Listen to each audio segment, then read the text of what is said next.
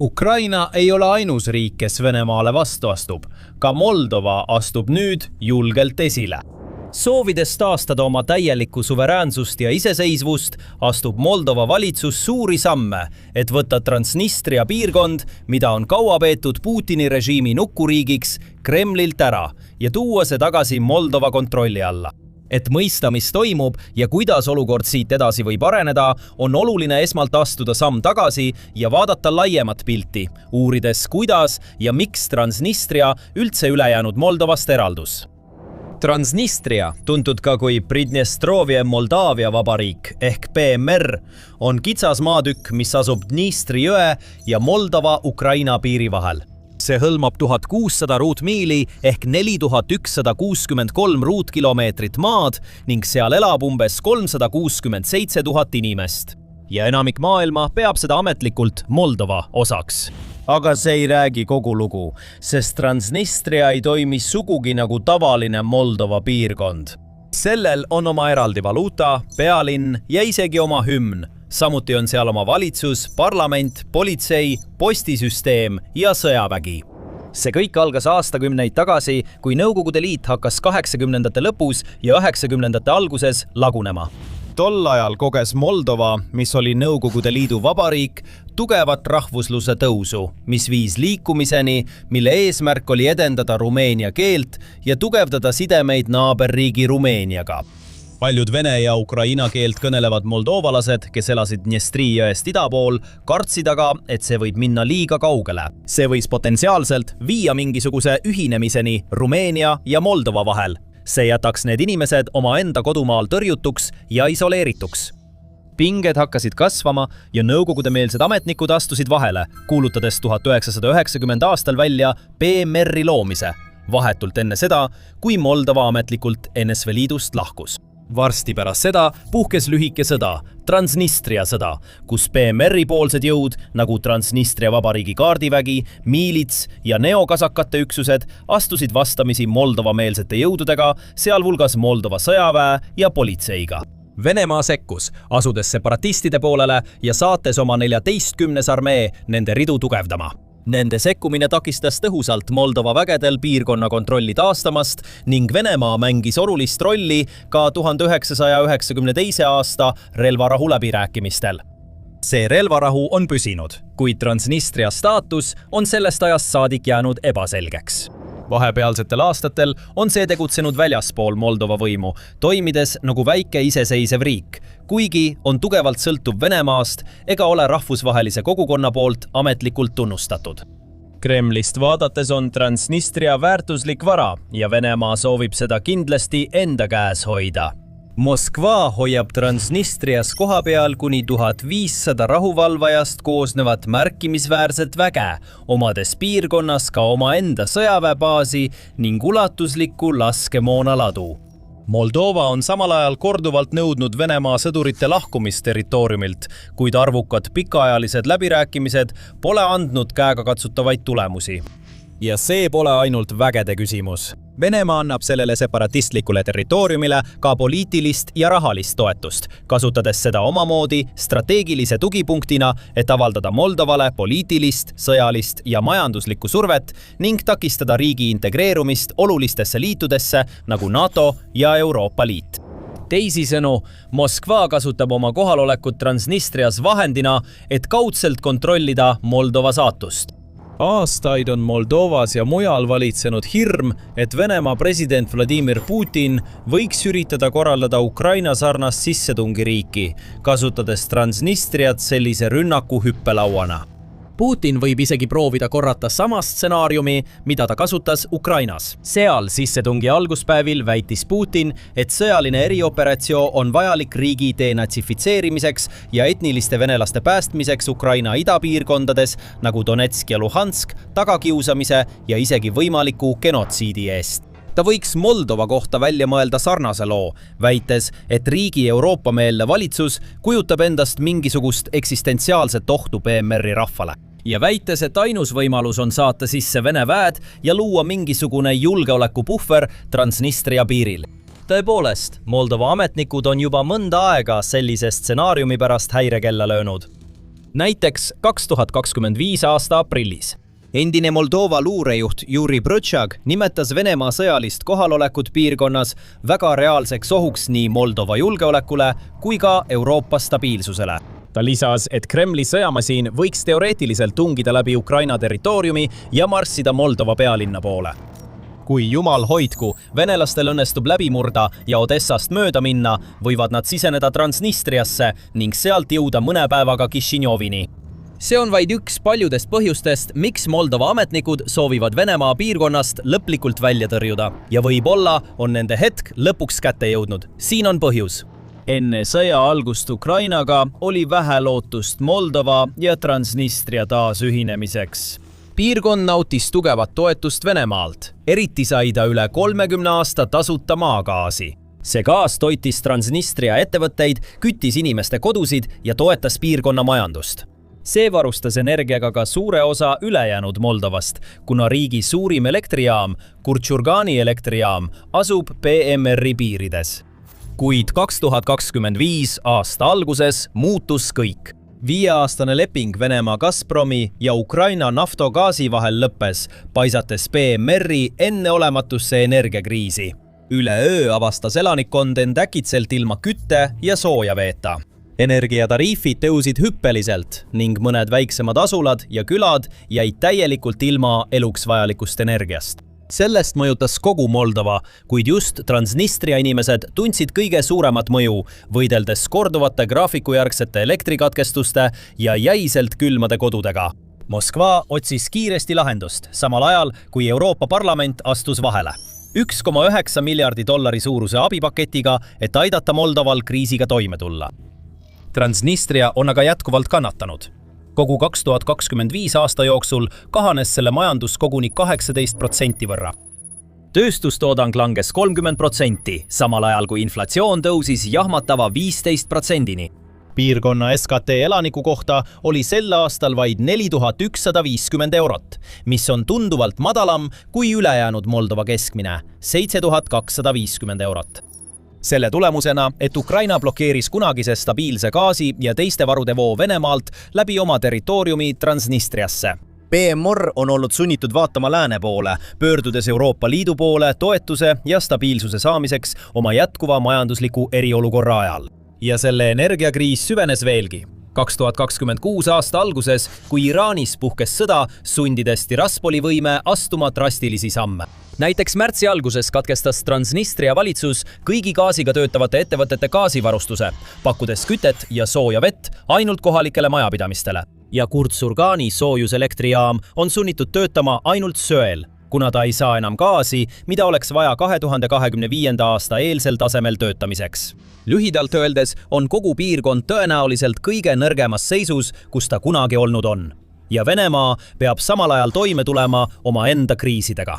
Näiteks sellega, et ta on nüüdseks kandnud üle 1,25 miljoni suurusi inimkaotusi ja tema enda majandus kõigub täieliku kokkuvarisemise äärel. PMR ei saa loota, et Moskva tormab talle niipea imeväe lappi. Moldova ametnikud mõistavad seda kõike ilmselgelt. Tõepoolest, nagu riigi asepeaminister Valeriu Kievar ütleb, see on täiesti teistsugune olukord võrreldes sellega, mis meil oli täiemahulise sõja alguses Ukrainas 2022 aastal ja veelgi enam võrreldes varasemate aastatega. Olukorra areng Transnistria piirkonnas nii majanduslikust kui ka sotsiaalsest vaatenurgast sõltub täna täielikult Kišiņevust. Sealhulgas asjaolu, et Transnistria piirkonnast on praktiliselt saanud saar Ukraina ja Moldova vabariigi vahel. Nüüd, tunnetades potentsiaalselt enneolematut ja hindamatut võimalust, mida nad ei taha käest lasta, on Moldova valitsus hakanud piirkonda oma haardesse võtma. Ja isegi korraldasid ajaloolise ja potentsiaalselt murrangulise kohtumise Transnistria esindajatega, mis toimus 26. veebruaril. Aga enne kui vaatame lähemalt, kuidas see kohtumine kulges ja mida see võib Moldova tuleviku jaoks tähendada, siis just sellepärast me teeme sõjasaadet, et selgitada, kuidas võim tegelikult liigub. Kui oled siin uus, vajuta telli, et sa jääks järgmisest ilma. Veebruarikuine kohtumine, mis oli esimene kahe poole esindajate vahel peaaegu aasta jooksul, toimus Transnistria pealinnas Tiraspolis. Ja asepeaminister ei raisanud aega, et oma seisukoht selgeks teha. avades kohtumise lihtsa, kuid tähendusrikka märkusega, et meenutada PMR-ile ja kogu maailmale, kellele see linn õigusega kuulub. Tere kõigile, meil on hea meel olla Tiraspolis, Moldova Vabariigis. Üritusel viibisid ka Moldova ajakirjanikud, kuigi neid tavaliselt piirkonda ei lubata. Kohtumise ajal kutsus asepeaminister üles austama inimõigusi piirkonnas, tagama ajakirjanikele vaba juurdepääsu ning suunama kohalikes koolides õpetamise vene keelelt üle rumeenia keelele. Oma valitsuse pikaajalisi eesmärke välja kuulutades ütles asepeaminister. Meie selge eesmärk on Dnestri vasakalda piirkonna taasintegreerimine Moldova õigusliku, majandusliku, finants, sotsiaal- ja toiduruumi. Ta märkis veel, et tuhanded inimesed selles piirkonnas käivad juba üle Dnestri jõe teistesse Moldova piirkondadesse tööle ning paljud reisivad samuti üle riigi hariduse ja arstiabi saamiseks. Sisuliselt ütles ta, et taasintegreerimisprotsess on juba käimas ning PMR-i täielikuks Moldova koosseisu naasmiseks ei olekski tingimata palju vaja. Tema Transnistria kolleeg Vitali Ignatjev, PMR-i välisministeeriumi juht, kes on ühtlasi Ukrainas tagaotsitav oma seotuse tõttu Moskvaga, arvas, et 2 poole vahelised kõnelused on hea märk tulevikuks. Ta kutsus üles keskenduma selgelt inimeste vajadustele ning vältima tema sõnul politiseerimist. Kuna PMR-i separatistlikud juhid on sisuliselt nurka surutud ja neil saab kiiresti võimalused otsa, leiavad analüütikud nagu Andrei Kuroraru, et nüüd on aeg Moldoval tegutseda ja lahkulöönud piirkond taasintegreerida.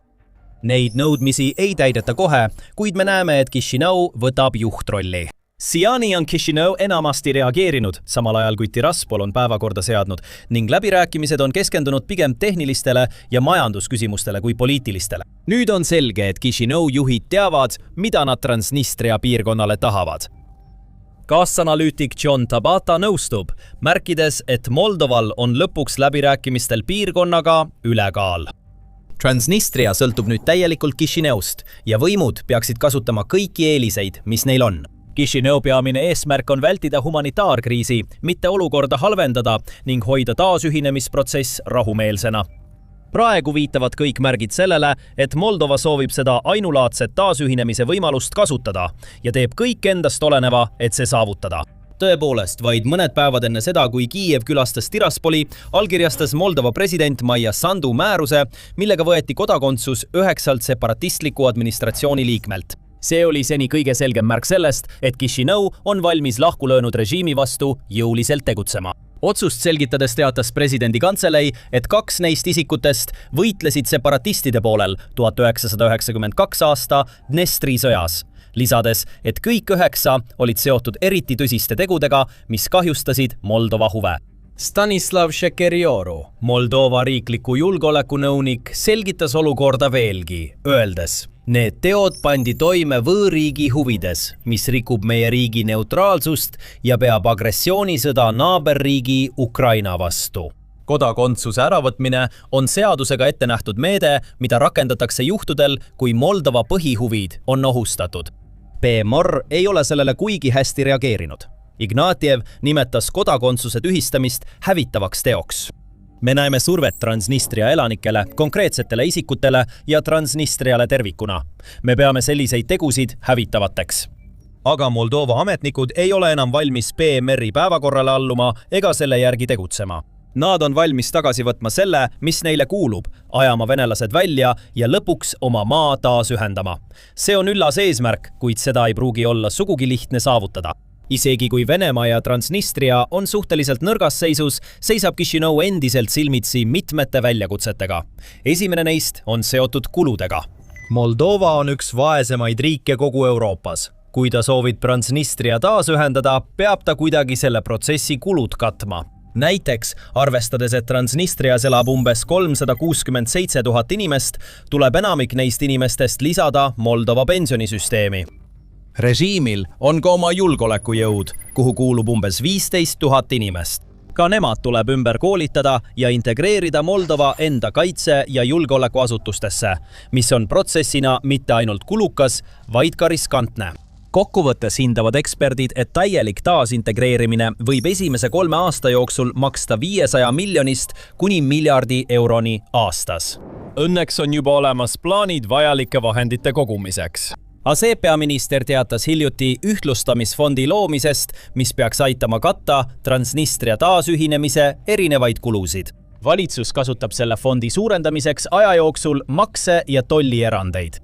Moldova valitseva partei tegevus- ja solidaarsussaadikute rühm on samuti esitanud seaduseelnõu, et tagada kõigi ettevõtete võrdne ja õiglane kohtlemine kogu riigis taasühinemisprotsessi vältel. Lisaks sellele on Moldova võimud püüdnud parandada elatustaset Dnestri jõe teisel kaldal Transnistria vastas, näidates sisuliselt PMR inimestele, kui palju parem võiks nende elu olla, kui nad taasühineksid. Kuna piirkond vaesub ja vajub üha sügavamale energiakriisi, hakkavad inimesed mõistma, et teisel pool võibki rohi rohelisem olla. 10 000 neist käivad juba iga päev üle jõe Moldova ettevõtetes tööl ning see arv on viimasel ajal kasvanud, nagu kinnitab Kururaru. Transnistria piirkonnast Kišineusse tööle käivate inimeste arv on selgelt kasvanud. Samuti näeme, et Transnistrias on palgad ja hinnad muutunud, mis on seal elukvaliteeti langetanud. Ja elatustaseme erinevus Transnistria ja ülejäänud Moldova vahel suureneb tulevikus veelgi, kui piirkond keeldub taasühinemisest. Moldova on näiteks teatanud plaanist kahekordistada miinimumpalka aastaks 2030. See soodustus kehtib Transnistrias ainult siis, kui piirkond nõustub saama Moldova osaks. Aga kuna Moldova paistab lähiaastatel muutuvat tugevamaks ja jõukamaks, eriti kuna Moldova eemaldub Venemaast ja tugevdab oma sidemeid Euroopa ning ülejäänud läänemaailmaga, tundub see otsus PMR-i rahva jaoks üha ilmsem ja lihtsam teha. Rahumeense taasühinemisprotsessi teel seisab ees vaid üks viimane takistus – Venemaa. Kuigi Transnistria rahvas ja isegi selle separatistlikud juhid võivad lõpuks nõustuda Moldovaga taasühinema, on ebatõenäoline, et Kreml sellega nii lihtsalt lepiks. On ilmne, et Moskva soovib säilitada oma mõju ja kontrolli piirkonna üle, mida näitab Vene vägede pidev aastaringne kohalolek Transnistrias alates 1992 aasta separatistlikust sõjast. Venemaale kuulub ka tohutu laskemoonaladu Transnistria Kolbasna küla lähedal. See on üks suurimaid laskemoonaladusid kogu Ida-Euroopas ning asub vaevalt 1 miili kaugusel Ukraina piirist. Ekspertide hinnangul on seal sees umbes 20 000 tonni vanu nõukogude varusid ning tõenäoliselt ka mõningaid suuremaid sõjatehnikaüksusi. Kuigi suur osa sealsetest laskemoonadest on aastakümneid vanad, mõned isegi teisest maailmasõjast pärit, ei tahaks Venemaa neist varudest siiski niisama loobuda.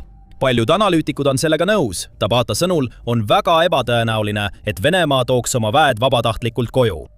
Probleem seisneb aga selles, et kuigi piirkonnas on vaid suhteliselt väike hulk Vene vägesid, erinevatel andmetel 1500 kuni 3000 meest, ei tahaks Moldova neid jõuga välja tõrjuda. Moldoval ei ole suurt armeed, vaid 5000 tegevteenistuses sõdurit ja veel 58 000 reservis. Samuti ei ole Moldoval ühtegi tanki ega muid märkimisväärseid toimivaid relvasüsteeme. See pole lihtsalt kaugeltki piisavalt tugev, et minna vastamisi isegi väikese Vene väega, samamoodi nagu Ukraina on teinud. Lisaks ei tahaks Kišinjov anda Putinile mingit ettekäänet saata veel oma relvajõude Moldovasse. Selle asemel peab ta lootma diplomaatiale ning abi saamisele oma Euroopa liitlastelt, nagu tema lähedane naaber Rumeenia, et aeglaselt, kuid kindlalt avaldada Kremlile survet. Kui tal õnnestub jätkuvalt koguda toetust Transnistria elanike seas täielikuks taasühinemiseks, on ta juba 1 sammu võrra lähemal tõelise iseseisvuse saavutamisele ja end Kremli kontrolli alt lõplikult vabastamisele. Viimaste aastate jooksul on saanud selgeks, et Venemaa on planeerinud midagi suurt, midagi enamat kui tema võitlus Ukrainaga. See sihib ülejäänud Euroopat. Levivad kuulujutud, et Venemaa kulutas suure osa 2023 ja 2024 aastast, et taaselustada nõukogudeaegset sõjaväebaasi vaid 100 miili kaugusel Soome piirist. See on üks garnisoni piirkond Petroskoi linnas Karjalas. Seal koondab Venemaa seda, mida ta nimetab 44. armeekorpuseks. See on üksus, mis teoreetiliselt võiks tulevikus mahutada kuni 15 000 sõdurit, võrreldes praegu piirkonnas viibiva umbes 3000-ga. Soome ringhääling Yle on satelliidipiltide ja Soome sõjaväeanalüüsi abil kinnitanud, et Venemaa väljaõppeala, mis oli alates 2000-ndate algusest kasutuseta, on muudetud võsastunud metsast aktiivseks ehitusplatsiks. Rajatakse uusi hooneid, sõidukid pargitakse lageda taeva alla ning pikaajalise koondumiskeskuse infrastruktuur hakkab kuju võtma. Aga kui vaadata satelliidipilte lähemalt, uurida lahingukoosseisu ja jälgida, kuhu need üksused tegelikult on paigutatud, räägib see taaselustamine hoopis teistsugust lugu. Tegelikult üritab Venemaa luua veel ühe hirmutamisvahendi, mida kasutada NATO vastu suunatud hirmutamistaktikana. Mõned allikad viitavad sellele, et sõda nende kahe jõu vahel võib olla vältimatu. Kuid nad usuvad ka, et see samm on juba tagasilöögina mõjunud, tuues Vene presidendile Vladimir Putinile järjekordse alanduse. Nii et aeg sügavamaks analüüsiks. Petrosvodski ümbruses toimuv tegevus on vaid osa kogu koondamisest. Tegelikult hõlmab taastamistööde täielik ulatus veel 13 kohta. Kamenka, Karjala maakitsusel, Severomorsk tee ja Olinia. Kamenka on rahvusvaheliste suhete seisukohalt kõige problemaatilisem, asudes vaid 40 miili kaugusel Soome piirist. Satelliidipiltide järgi on seal umbes 130 telki, mis võiksid täieliku täituvuse korral mahutada kuni 2000 sõdurit. Mõned raportid viitavad ka sellele, et Venemaa laiendab Kamenka baasis motoriseeritud jalaväebrigaadi, kus asub 138 kaardiväe motoriseeritud laskurbrigaad. Sõltumatu väljaanne Medusa on samuti teatanud, et teine üksus piirkonnas, Luga lähedal asuv 25 motoriseeritud jalaväebrigaad, võib laieneda peaaegu 10 000 sõdurini, mis suurendaks piirkonna üldist sõjalist valmisolekut. Severomorsk teine on varem mitteaktiivne lennuväli, kuhu on paigutatud Vene helikopterid kas Mi-8 või Mi-17 seeriast ning Olinia baas majutab strateegilisi pommitajaid. Kui see viimane baas tundub tuttav, siis sellepärast, et Ukraina on seda juba varem sihtinud. 2025 aasta juulis kuulsa operatsiooni Ämblikuvõrk käigus. Pärast seda, kui tosin Tupolevi pommitajad, mis olid baasis paiknenud, said droonirünnakute sihtmärgiks, otsustas Venemaa kasutada veelgi enam oma põhjapoolsemaid asukohti lennukite hoiustamiseks, viies baasi juurde rohkem pommitajaid ja püüdes seda tulevaste droonirünnakute vastu kindlustada. Kõik see on ilmselt osa laiemast pingutusest, mis avalikustati 2025 aasta alguses, et moderniseerida Venemaa sõjalist infrastruktuuri selles piirkonnas. Murmanski oblasti kuberneer Andrei Tšibis teatas 2024 aasta alguses, et kogu sõjaline ümberehitus läheb Venemaale maksma umbes 42 miljardit rubla, mis oli tol ajal ligikaudu 460 miljonit dollarit. See on tohutu ettevõtmine ja suur eelarveprojekt riigi jaoks, mis on juba aktiivses sõjas ja ometi kuidagi valmistub veel üheks sõjaks. Seega ei ole küsimus selles, kas Venemaa ehitab, see on ilmselge, vaid küsimus on selles, mida see ehitus tegelikult tähendab ja mida Soome selle peale ette võtab. Aga miks on just see konkreetne maa-ala mõlema riigi jaoks nii oluline? Petroskoi on Karjala vabariigi pealinn Anirga järve läänekaldal. Ainult 100 miili kaugusel lähimast piirist on see piisavalt lähedal Soomele, et omada strateegilist tähtsust. Samas on see piisavalt kaugel Ukrainast, et Moskva saaks teeselda, nagu valmistutaks tulevikuks, mitte ei tugevdataks praegust olukorda. Karjala tegelik tähtsus Venemaa ja Soome laiemas geopoliitikas muudab selle olukorra veelgi kahtlasemaks. See piirkond on ainus usaldusväärne maismaatee nende kahe riigi vahel. See oli Teise maailmasõja ajal pikaajalise Nõukogude-Soome sõja toimumispaik, kui Nõukogude Liit tungis Soomele kallale, väites põhjuseks Peterburi julgeolekumuresid. Kuid veelgi laiemalt vaadates on see Vene piirkond ise eluliselt tähtis strateegiline maantee, kujundlikult öeldes, mis ühendab põhja pool asuval Koola poolsaarel paiknevaid tuumarelvade arsenaale.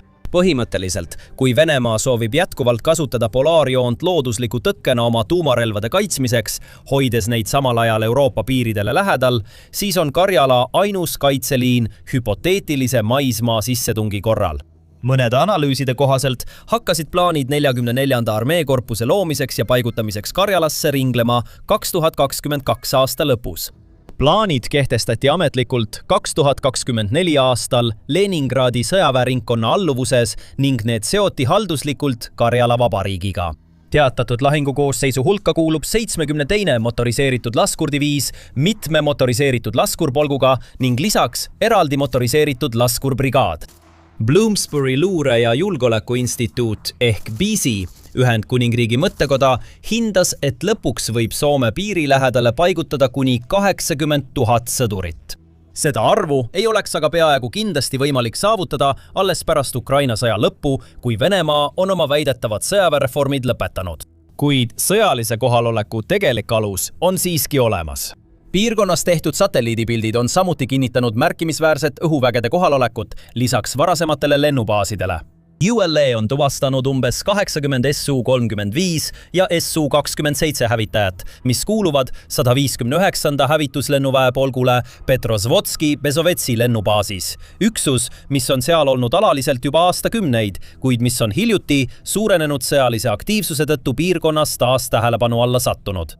Pildimaterjalilt on näha ka mitmeid Mi-24 hindründekoptereid lennuväljal. Tegemist on vanema nõukogudeaegse platvormiga, mitte uue süsteemiga. ULE teatab lisaks umbes 10 radarijaamast garnisonis, mis sobitub Venemaa mustriga tihendada õhuseiret NATO uuel ida- ja põhjapiiril. See sobitub ka eelmainitud laiemasse konteksti, kus Karjala on oluline tugipunkt, et takistada Euroopal ligipääsu Koola poolsaarele. Nüüd on Murmanski piirkonnas käimas teine projekt, kus Venemaa paigutas 2025 aasta juunis uue suurtükiväebrigaadi, et toetada üksusi Koola suunal. Taas vähem kui 100 miili kaugusel Soomest. Kokkuvõttes joonistavad need 2 projekti välja Venemaa pikaajalisema hoiakut, mille eesmärk on heidutada NATO kohalolekut piirkonnas tuumakaitse ettekäändel. Nagu te ehk teate, on Venemaa korduvalt muutnud oma tuumakaitsepoliitikat nii, et on raske kindlaks teha, milliseid sündmusi ja rünnakuid nad peavad ohuks, mis õigustaks laiaulatuslikku tuumavastust. Selle tempo juures võib kindlalt öelda, et Venemaa tuumavõimekus on üks peamisi põhjuseid, miks lääs on Venemaaga vastasseisu arutades tagasi hoidnud. Kui Kreml tunneb, et tema tuumaarsenal Koola poolsaarel on tõsiselt ohustatud, võib ta alustada ennetavat rünnakut, millel võivad olla ettearvamatud tagajärjed kogu maailmale. See on siis Karjala tugevdamise kaitse pool. Aga kuidas on lood ründava poolega? Selgub, et uutes taastatud kompleksides asuvate jaamade mehitatamisel on üks suur probleem. 44. armeekorpusega seotud üksused ei istu Karjalas oodates lähetamist. Nad on juba Ukrainasse saadetud. 2024 aasta maiks osalesid selle üksuse liikmed Venemaa põhjasuunalises pealetungis Ukrainas. Hiljem paigutati sama korpus Kurski telje lähedale. Ja 2024 aasta lõpuks kinnitati, et 44. armeekorpusega seotud üksused osalesid lahingutes Vovtšanski ümbruses Venemaa laiemas põhjasuunalises operatsioonis. Seega võib kindlalt öelda, et pakutud Karjala kaitseliinide asemel, mida paberil oleks kasutatud strateegiliseks heidutuseks, lõi Venemaa poolikuks jäänud pataljoni, mis tegelikkuses saadeti kohe samasse kulutavasse ja kurnavasse sõtta, mis on usaldusväärsete hinnangute kohaselt juba toonud Venemaale üle 1 miljoni kaotuse. See, mida Venemaa praegu Petroskois ehitab või üritab ehitada, on rohkem kui lihtsalt lahinguvalmis staap puhanud sõduritega. See on sisuliselt karkass jõule, mida tegelikult veel täielikult olemas ei ole. Kuigi vundament võib olemas olla, suunatakse vajalik raha projekti, mis ei pruugi kunagi käivituda, sest sõdurid, kes peaksid seal teenima, võivad lähikuudel kaduda ja kedagi pole asemele võtta. Venemaal on piirkonnas ladudes ka mitu tuhat nõukogudeaegset soomukit, veoautot ja suurtükisüsteemi. See kõlab muljetavaldavalt, kuni meenutad, mida Venemaal tegelikult ladustamine tähendab. Osa sellest on tõesti taastatav, kuid suur osa on varuosadeks lahti võetud. Pea meeles, et Venemaa kulutab Ukrainas iga kuu 100 tankide jagu varustust ja osi, kuid neil on piiratud võimekus uusi T-90-sid toota ja vanemaid tanke ümber ehitada. Pikaajalise paigutuse matemaatika lihtsalt ei klapi. Kui soovid olla kursis Venemaa sõjalise võimekusega ja sellega, kuidas nad Ukraina sõja pingetele vastu peavad, siis kindlasti telli The Military Show. Me kajastame sõja tempot ja seda, kuidas Venemaalt aeglaselt olulisi ressursse ära võetakse, olgu selleks siis elavjõud, tankid, õhuvägi või lihtsalt luure ja strateegia. Tagasi Karjalas on veel üks probleem Venemaa pakutud garnisoni plaaniga. Nimelt pole piisavalt sõdureid, et seda rajatist mehitatud hoida.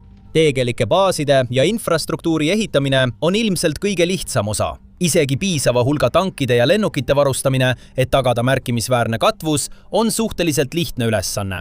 Kuid kavandatud märkimisväärsete lahingujõudude ülalpidamine, mille suurus võib ulatuda 10 000 kuni 20 000 või isegi 100 000 inimeseni, on hoopis teine küsimus.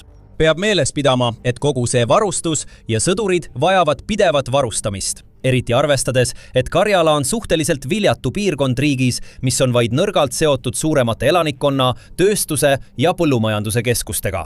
Kütusevood ja raudteede läbilaskevõime liiguvad aktiivselt sellest riigi osast eemale. Venemaa raudteed on viimased 4 aastat olnud suunatud tegeliku sõjategevuse varustamisele. Veel ühe aktiivse rügemendi loomine ja varustamine paneb juba niigi pinges süsteemidele täiendava koormuse.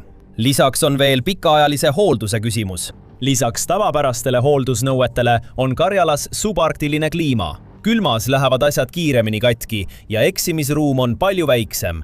Pika ja karmi talve jooksul on tarneahel palju jäigem ja raskem ootamatute arengutega kohandada, näiteks võimaliku NATO ja Venemaa konflikti korral. Ja siin hakkab Venemaa hoiak tunduma vähem strateegia ja rohkem provokatsioonina, mille taga ta kindlalt seista ei suuda. Soome ei jälgi ainult seda, mida Venemaa piiri taga ehitab. Soome on sellele vastanud süstemaatiliselt ja viisil, mida on raskem kõrvale heita kui pressiteadet. Alustame aiast. Soome ehitab praegu 200 kilomeetrist aeda oma piiril Venemaaga. Kuigi see on vaid väike osa 2 riigi 1300 kilomeetrisest piirist, on kogu ehituse valmimine plaanis 2026 aasta lõpuks. Aed on umbes 4,5 meetri kõrgune, metallist piirdega, mille peal on meetrine okastraadikiht, kaamerad, andurid, valjuhääldid ja tuled. Soome piirivalvurid ütlevad, et aed on kavandatud nii, et iga 18 meetri tagant paigaldatakse valvekaamerad ning osa tõkkest ulatub isegi maa alla. Muidugi ei piisa aiast, millel on mõned kaamerad ja traadid, et peatada täiemahuline tankide ja muu raskesoomustehnika sissetung. Aga see on selge märk sellest, et Soome panustab palju piiri jälgimise tõhustamisse ja varajase hoiatuse süsteemide loomisesse nii tsiviil- kui ka sõjaliste rikkumiste jaoks. Siis on veel miinid. Need on kõige otsesem signaal, mille Soome on Venemaale aastate jooksul saatnud. 2025 aasta aprillis teatas Soome, et lahkub Ottawa konventsioonist, mis keelab jalaväemiinid, tuues põhjuseks Venemaa pikaajalise ohu kogu Euroopale. Soome esitas ametlikult lahkumisettepaneku 2025 aasta juulis ning tegelik lahkumine algab 2026 aasta jaanuaris. Soome kaitseminister ütles, et otsus põhines otseselt Venemaa taktikast Ukrainas saadud õppetundidel, kus jalaväeoperatsioonid suures ulatuses on muutnud jalaväemiinid keskseks kaitsevahendiks. Nii et Soome läks üle 1 miljoni jalaväemiini hävitamisest, kui ta 2012 aastal Ottawa konventsiooniga liitus, selle otsuse tagasipööramiseni sügisel. Nad polnud ainsad. Eesti, Läti, Leedu ja Poola tegid sama otsuse. Tegelikult on kogu NATO idatiib ühiselt otsustanud, et see leping ei vasta enam ohukeskkonnale. Kuigi pole veel tegelikke teateid selle kohta, et Soome oleks hakanud miinivälju rajama, peaks juba ainuüksi võimalus, et neid võidakse piirile paigutada, panema Venemaa 2 korda järele mõtlema enne, kui nad oma piire ületavad. Soome võõrustab ka uut piirkondliku maavägede juhtimiskeskust, mis avati Mikkelisse umbes 145 kilomeetri kaugusel Vene piirist. Alguses töötab seal umbes 10 ohvitseri, kuid tulevikus peaks see kasvama kuni 50-ni. Keskus hakkab tegutsema NATO Norfolki väejuhatuse alluvuses, et koordineerida liitlasvägede maajõude kogu Põhja-Euroopas. See peakorter annab alliansile püsiva planeerimis- ja koordineerimissõlme Soome territooriumil, mis erineb õppustest ja kokkulepetest. See tähendab, et NATO saab rahuajal läbi viia ühist planeerimist, logistikat ja juhtimise integreerimist, nii et kriisiolukorras on need suhted juba olemas. 2024 aasta septembris koos Rootsiga moodustatud ühine brigaad tugevdab samuti maismaakaitse komponenti. See üksus on üles ehitatud Rootsi Norrbotteni mehaniseeritud brigaadi ümber, mis on spetsiaalselt välja õpetatud võitlema rasketes talvetingimustes ning hõlmab 5 pataljoni ja toetavaid üksusi. Rootsi Archeri 155 mm haubitsad on paigutatud Lapimaale, andes brigaadile võimaluse tabada sihtmärke enam kui 30 miili kaugusel täpse tulega ning positsiooni vahetada vähem kui minutiga. Veel 5000 kuni 7000 Soome sõdurit paigutatakse püsivalt brigaadi kõrvale. Sellega vastab Lapimaal paiknev ühendatud jõud umbes samale arvule Vene üksustele, mis on praegu põhja suunal paigutatud. Soome on samuti heaks kiitnud NATO raudteeühenduse Rootsi kaudu Norra Arktika sadamasse Narvikusse.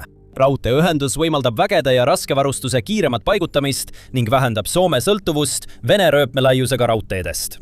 Kriisiolukorras tähendab see, et liitlasvägede täiendused kogu Skandinaaviast saavad Soome Lapimaale jõuda raudteed mööda, selle asemel, et oodata õhutransporti või liikuda keerulisel maastikul mööda maanteed. Ja detsembris 2025 korraldas Soome Helsingis esimese idatiiva tippkohtumise, tuues kokku 8 EL-i idapiiril asuva riigi juhid. Kogunemisel kutsuti EL-i üles toetama usaldusväärsete ja ühtsete kaitsevõimete rajamist Venemaa piirile põhjast lõunasse. Soome korraldab aktiivselt vastust Venemaa vägede koondamisele ja survestab liitlasi strateegilise vastuse kiirendamiseks. Oma poolt saab Soome sõja ajal mobiliseerida 947 800 sõdurit, keda toetab umbes 900 000 kodanikust koosnev reserv. Kuidas? Nad on üks väheseid riike, kus kõigile meestele on kohustuslik ajateenistus ja kus reservväelased jäävad kogu oma tööelu jooksul sõjaväega tihedalt seotuks. Soome on samuti võtnud kohustuse tõsta oma kaitsekulutused 2029 aastaks 3%-ni SKP-st võrreldes praeguse 2,3%-ga. See on märkimisväärne investeering riigi jaoks, mis on juba niigi sõjaliselt oma suurusest palju võimekam. Ja Soome varub ka varustust. 2024 aasta mais otsustas Soome osta Jassum ER-tiibrakette, mis on pikamaa õhkmaarelvad. Kui need ühendada Soome saabuvate F-35 hävitajatega, saab Soome sihtida tundlikke objekte sügaval Venemaa territooriumil, nii Karjalas kui ka Koola poolsaarel. Kõik need asjaolud viitavad sellele, et Soome on riik, kellel on aastakümnete pikkune territoriaalkaitse doktriin, mis põhineb eeldusel, et oht on reaalne, ilm on halb ja iga kodanik peaks mõistma olukorra tõsidust. Soome sõjavägi on juba Venemaaga sõdinud ja kaotanud umbes 10% oma territooriumist. Nad ei kavatse lasta sellel uuesti juhtuda. Seejärel 2026 aasta märtsi alguses kinnitas Soome oma plaani tühistada pikaajaline keeld tuumarelvade majutamise kohta NATO idatiival. Kuigi pole kinnitust, millal tuumarelvad tegelikult riiki paigutatakse, peaks juba ainuüksi võimalus, et Venemaa piirist vaid umbes 100 miili kaugusel paikneb tuumaarsenal Venemaad ärevile ajama. Ja nii ongi juhtunud. Vaid mõned päevad pärast tuumarelvade kokkulepet teatas Kreml, et see samm oleks tohutu viga ning püüdis mõjutada NATO sisemist otsustusprotsessi, korrates samu jõudemonstratsioone ja ähvardusi, mida nad on kasutanud alates 2022 aasta veebruarist. Kuid ebamugav reaalsus on see, et iga kord, kui Venemaa paigutab vägesid Soome lähedale, seab ta tahtmatult rohkem Vene varasid Soome relvade rünnaku kaugusesse. Püsiva taristu rajamine Karjalasse annab Soomele sisuliselt etteaimatava komplekti sõlmpunkte, mida jälgida, kaardistada ja sihtida. Iga uus laokompleks, iga sõidukipark, iga värskelt ehitatud kasarmublokk on midagi, mida Soome ja NATO luure saavad pidevalt jälgida. Ometi moodustavad Venemaa ebaloogilised sammud kuidagi terviku, mis Kremli sees poliitiliselt mõistlikuna tundub. Kui Soome liitus NATO-ga 2023 aasta aprillis, tekitas see Moskvale tõsise sisepoliitilise probleemi. NATO laienemine Venemaa piiride ääres ületas sama piiri, mille Putin ise lõi, et õigustada sõda Ukrainas. Nii tegi Venemaa seda, mida ta on alati teinud, kui ta end nurka surutuna tunneb. Tegi jõudemonstratsiooni ja militariseeris, püüdes mõjutada avalikku arvamust nii, et see ühtiks juba olemasolevate väärtustega.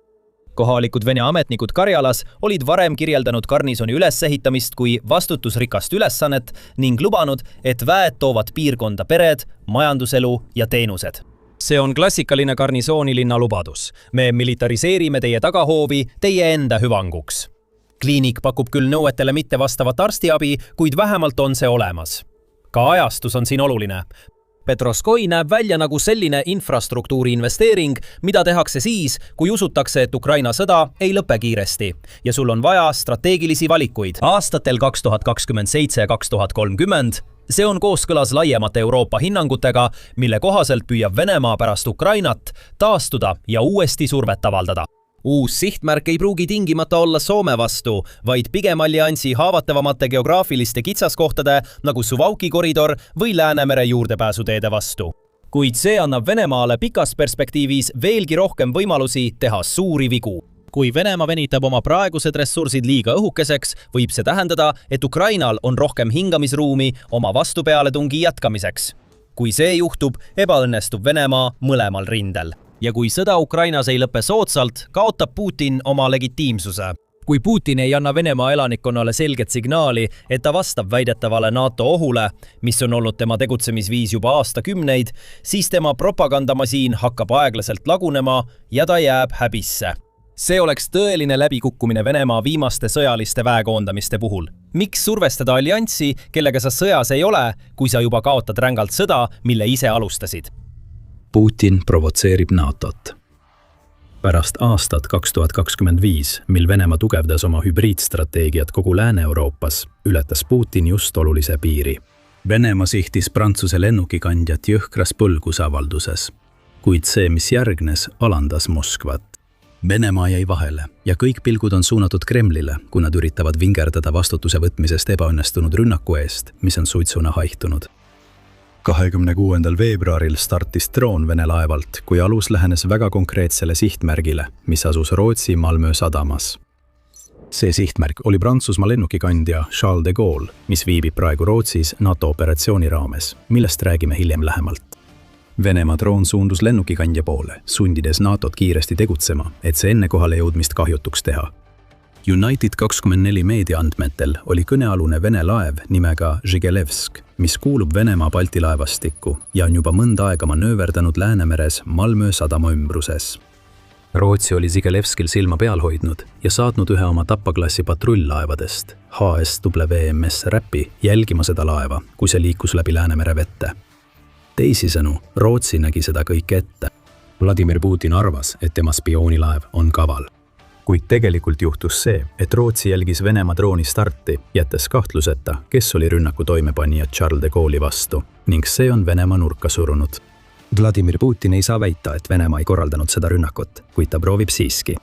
Mis puudutab kõnealust Prantsuse lennukikandjat Charles de Gaulle'i, siis see oleks Venemaa jaoks väga hea sihtmärk. Sellepärast andis Vladimir Putin käsu Venemaa ebaõnnestunud ja alandavaks droonirünnakuks. Tõenäoliselt on Venemaa kade, et Prantsusmaal on üldse lennukikandja, mis suudab pardale võtta kuni 40 lennukit. Eriti pärast seda, kui Venemaa oli sunnitud oma ainsa lennukikandja 2025 aastal kasutusest kõrvaldama pärast aastakümneid kestnud ebaõnnestumisi, mis lõpuks viisid selleni, et kandjast sai kasutuskõlbmatu laev. Venemaa tahtis selle rünnakuga sõnumit saata ja arvas, et sõnum jõudis kohale, ning me räägime sellest, mida see tähendab video lõpus. See on sõnum, mille on rikkunud Venemaa täielik läbikukkumine oma jälgede varjamisel. Venemaa tabati kohe algusest teolt. Ja see, mida Rootsi vastuseks tegi, pani Putini ja tema kaaslaste jaoks alandusele punkti. Ajalehe The Telegraph andmetel püüdis Rootsi sõjavägi Venemaa drooni kinni juba ammu enne seda, kui see üldse Charles de Gaulle'i lähedale jõudis. Droonile astuti vastu umbes 6 miili kaugusel rannikust, mitte Rootsi või NATO hävitajate, vaid segamisseadmete abil, mis sundisid drooni lahkuma. Drooni lõplik saatus on teadmata. Võib-olla sunniti see häbiga tagasi pöörduma Tšikovski poole või kukkus see Melmost miilide kaugusel vette. Igal juhul näeme siin Venemaa katset kas rünnata või luurata Prantsuse lennukikandja vastu, mis kukkus täielikult läbi juba enne, kui see päriselt alatagi jõudis. BBC kajastas samuti Venemaa ebaõnnestunud rünnakut, märkides, et mitmed võtmeisikud on toonud välja Venemaa drooni sissetungi tõelise olemuse. See on naeruväärne provokatsioon. Need olid sõnad, mida kasutas Prantsusmaa välisminister Jean-Noël Barrot, kes viibis Charles de Gaulle'i pardal, kui rünnak aset leidis. Kui sellel juhtumil on tõepoolest võimalik Venemaa päritolu, siis ainus järeldus, mille ma teeksin, on see, et tegemist oleks naeruväärse provokatsiooniga, ütles Barrot. Rootsi peaminister Ulf Kristersson, kes oli samuti Prantsuse lennukikandja pardal, ütles, et kogu juhtum oli tõsine, kuigi mitte eriti ootamatu, ning et isegi kui Venemaad poleks tabatud teolt, oleksid kõik teadnud, kes rünnaku taga oli. See on Venemaa tegutsemisviis, mida me tunneme ka teistest kohtadest, märkis Kristersson. Seekord on see Venemaa tegutsemisviis, mis on täielikult läbi kukkunud. Kuigi on selge, et Venemaa rünnak Charles de Gaulle'i vastu pidi olema mingi strateegiline signaal, näitab tõsiasi, et nende droon suutis lennata vaid umbes 1 miili enne, kui see täielikult segati, et Venemaa viimane hübriidtaktika oli üle pingutatud. See näitab ka, et NATO on valmis selleks, mida Venemaa on viimastel aastatel teinud, ning et vähemalt Rootsil on olemas selline elektrooniline varustus, mis suudab Venemaa droonid koha peal peatada. Charles de Gaulle jäi puutumata. Rootsi oli Venemaa drooni tõkestamisel nii edukas, et keegi pardal poleks isegi teadnud, et see juhtus, kui Rootsi poleks seda avalikustanud. Mis puudutab Venemaad, siis kas sa mäletad, kui me varem ütlesime, et Kremlil pole mingit võimalust vastutusest kõrvale hiilida selle eest, mida ta just tegi? Noh, meie eksisime, sest just seda Venemaa praegu üritabki teha. Moskva ajalehe The Moscow Times 27. veebruaril raporti kohaselt on Kreml tagasi lükanud kõik Rootsi väited, et Venemaa lasi drooni Charles de Gaulle'i pihta. Putini lemmikhääleturu Dmitri Peskov nimetas Rootsi väiteid üsna absurdseks avalduseks, kui temalt küsiti juhtunu kohta. Ja ta väitis isegi, et Venemaal puudub igasugune teave drooni intsidendi kohta. Loomulikult ei ole Dmitri. Miks peaks Venemaa tahtma midagi rohkemat öelda rünnaku katse kohta, mis oli nii jultunud, et Rootsi patrullpaadi meeskond nägi sõna otseses mõttes, kuidas Venemaa droon lasti välja Vene laevalt? Lõppude lõpuks on Kremlil selge motiiv drooni saatmiseks, nagu me mõne hetke pärast käsitleme. Mis puudutab Rootsit, siis kuigi nad süüdistavad selgelt Venemaad, käsitlevad nad seda juhtumit siiski metoodiliselt. Rootsi on täpselt kirjeldanud, mis juhtus. Ühe riigi relvajõudude esindaja sõnul märkas Rootsi mereväe laev merel patrullides Oresundi väinas kahtlast drooni. Seoses selle vaatlusega võtsid relvajõud tarvitusele vastumeetmed, et häirida kahtlustatavat drooni. Seejärel kaotati drooniga kontakt. See on otsekohene ja selge sõnum Venemaale, mis sisuliselt ütleb Putinile, et ta proovis oma hirmutamistaktikatega, kuid ebaõnnestus. Ja nüüd, kui rünnak Charles de Gaulle'i vastu on läbi, on Rootsi teatanud kogu juhtumi uurimise alustamisest oma Tiltredusförordningeni alusel, mis on Rootsi seadus, mis reguleerib välisriikide laevade juurdepääsu riigivetele. Seega on Rootsi väga selge selles osas, kuidas ta kavatseb Venemaaga toime tulla. Droon kõrvaldati ja käimas on uurimine, mis võib viia selleni, et Venemaa luurelaev satub veelgi suuremasse hätta. Rootsi ütleb ka Putinile, et ta nägi seda kõike ette. 17. veebruaril, vaid umbes nädal enne rünnakut Charles de Gaulle'i vastu, ütles Rootsi sõjaväeluure juht Thomas Nilsson, et riik oli jälginud Venemaad, kui see suurendas oma hübriidsõja kampaaniat. Nilsson märkis, et Venemaa arendab pidevalt oma võimekusi ning on valmis võtma suuremaid riske ja oma võimekusi kasutama. Sealhulgas seda, mida mina nimetan arenenud sabotaažiks, sealhulgas mõrvaplaanid, tõsised süütamised ja rünnakud ühiskonna kriitilise infrastruktuuri vastu. Teisisõnu, see, mida Venemaa üritas nii jultunult teha Charles de Gaulle'i puhul, ei tulnud Rootsi sõjaväeluurele üllatusena. See nägi seda kõike ette. Tõenäoliselt just sellepärast oli juba patrullpaat saadetud jälgima Žigolevski, kui see üritas Balti vetes ringi hiilida. Ja just sellepärast suutis Rootsi Venemaa rünnaku nii kiiresti peatada, et see oleks nagu polekski kunagi juhtunud. Siiski jäävad Nilssoni tähelepanekud Venemaa hübriidstrateegia hoogustumise kohta kehtima ja väärivad põhjalikumat uurimist. Nii et jääge meiega lõpuni, kus uurime, mida Venemaa teeb ja mida see kõik tähendab. Aga kui me juba selle teema juures oleme, vaatate sõjasaadet. Kui sa pole veel tellinud, siis nüüd on ideaalne aeg sellele nupule vajutada. Enne kui jõuame selleni, mida Venemaa teeb ja mida see kõik tähendab, on põhjus, miks ta üritas saata drooni Charles de Gaulle'ile, millest me varem videos rääkisime. Sul võib tekkida küsimus, miks Prantsuse lennukikandja üldse Rootsis on? Loogika ütleb, et kandja kohalolek Malmö sadamas on tõenäoliselt seotud NATOga ja sul on õigus. Charles de Gaulle osaleb operatsioonis, millel on otsene mõju Venemaale. Muidugi NATO ei lähe rünnakule ega midagi sellist, kuid see viib läbi missiooni Lafayette 26 Rootsis ja selle ümbruses. Kogu see missioon, mis hõlmab ka õppusi Läänemeres, kus tegutseb Žigolevsk, on NATO poolt kavandatud kui rahvusvaheline õppus, mille keskmes on veealuseid kaableid ähvardavate ohtude tõrjumine. See on selge sõnum Venemaale. Osa Venemaa alustatud hübriidkampaaniast hõlmab luuralaevade saatmist nende kaablite asukohtade leidmiseks, mis on olulised sidepidamiseks, ning mõnel juhul üritatakse neid ka läbi lõigata. 2024 aasta detsembris pidas Soome isegi kinni ühe Vene aluse osana uurimisest, mis puudutas kaabli läbilõikamise juhtumit. Just sellised probleemid muudavad Lafayette 26 missiooni nii oluliseks. Lisaks kaablitele ütleb Ameerika Ühendriikide mereväe instituut, et Lafayette 26 on loodud ka selleks, et aidata.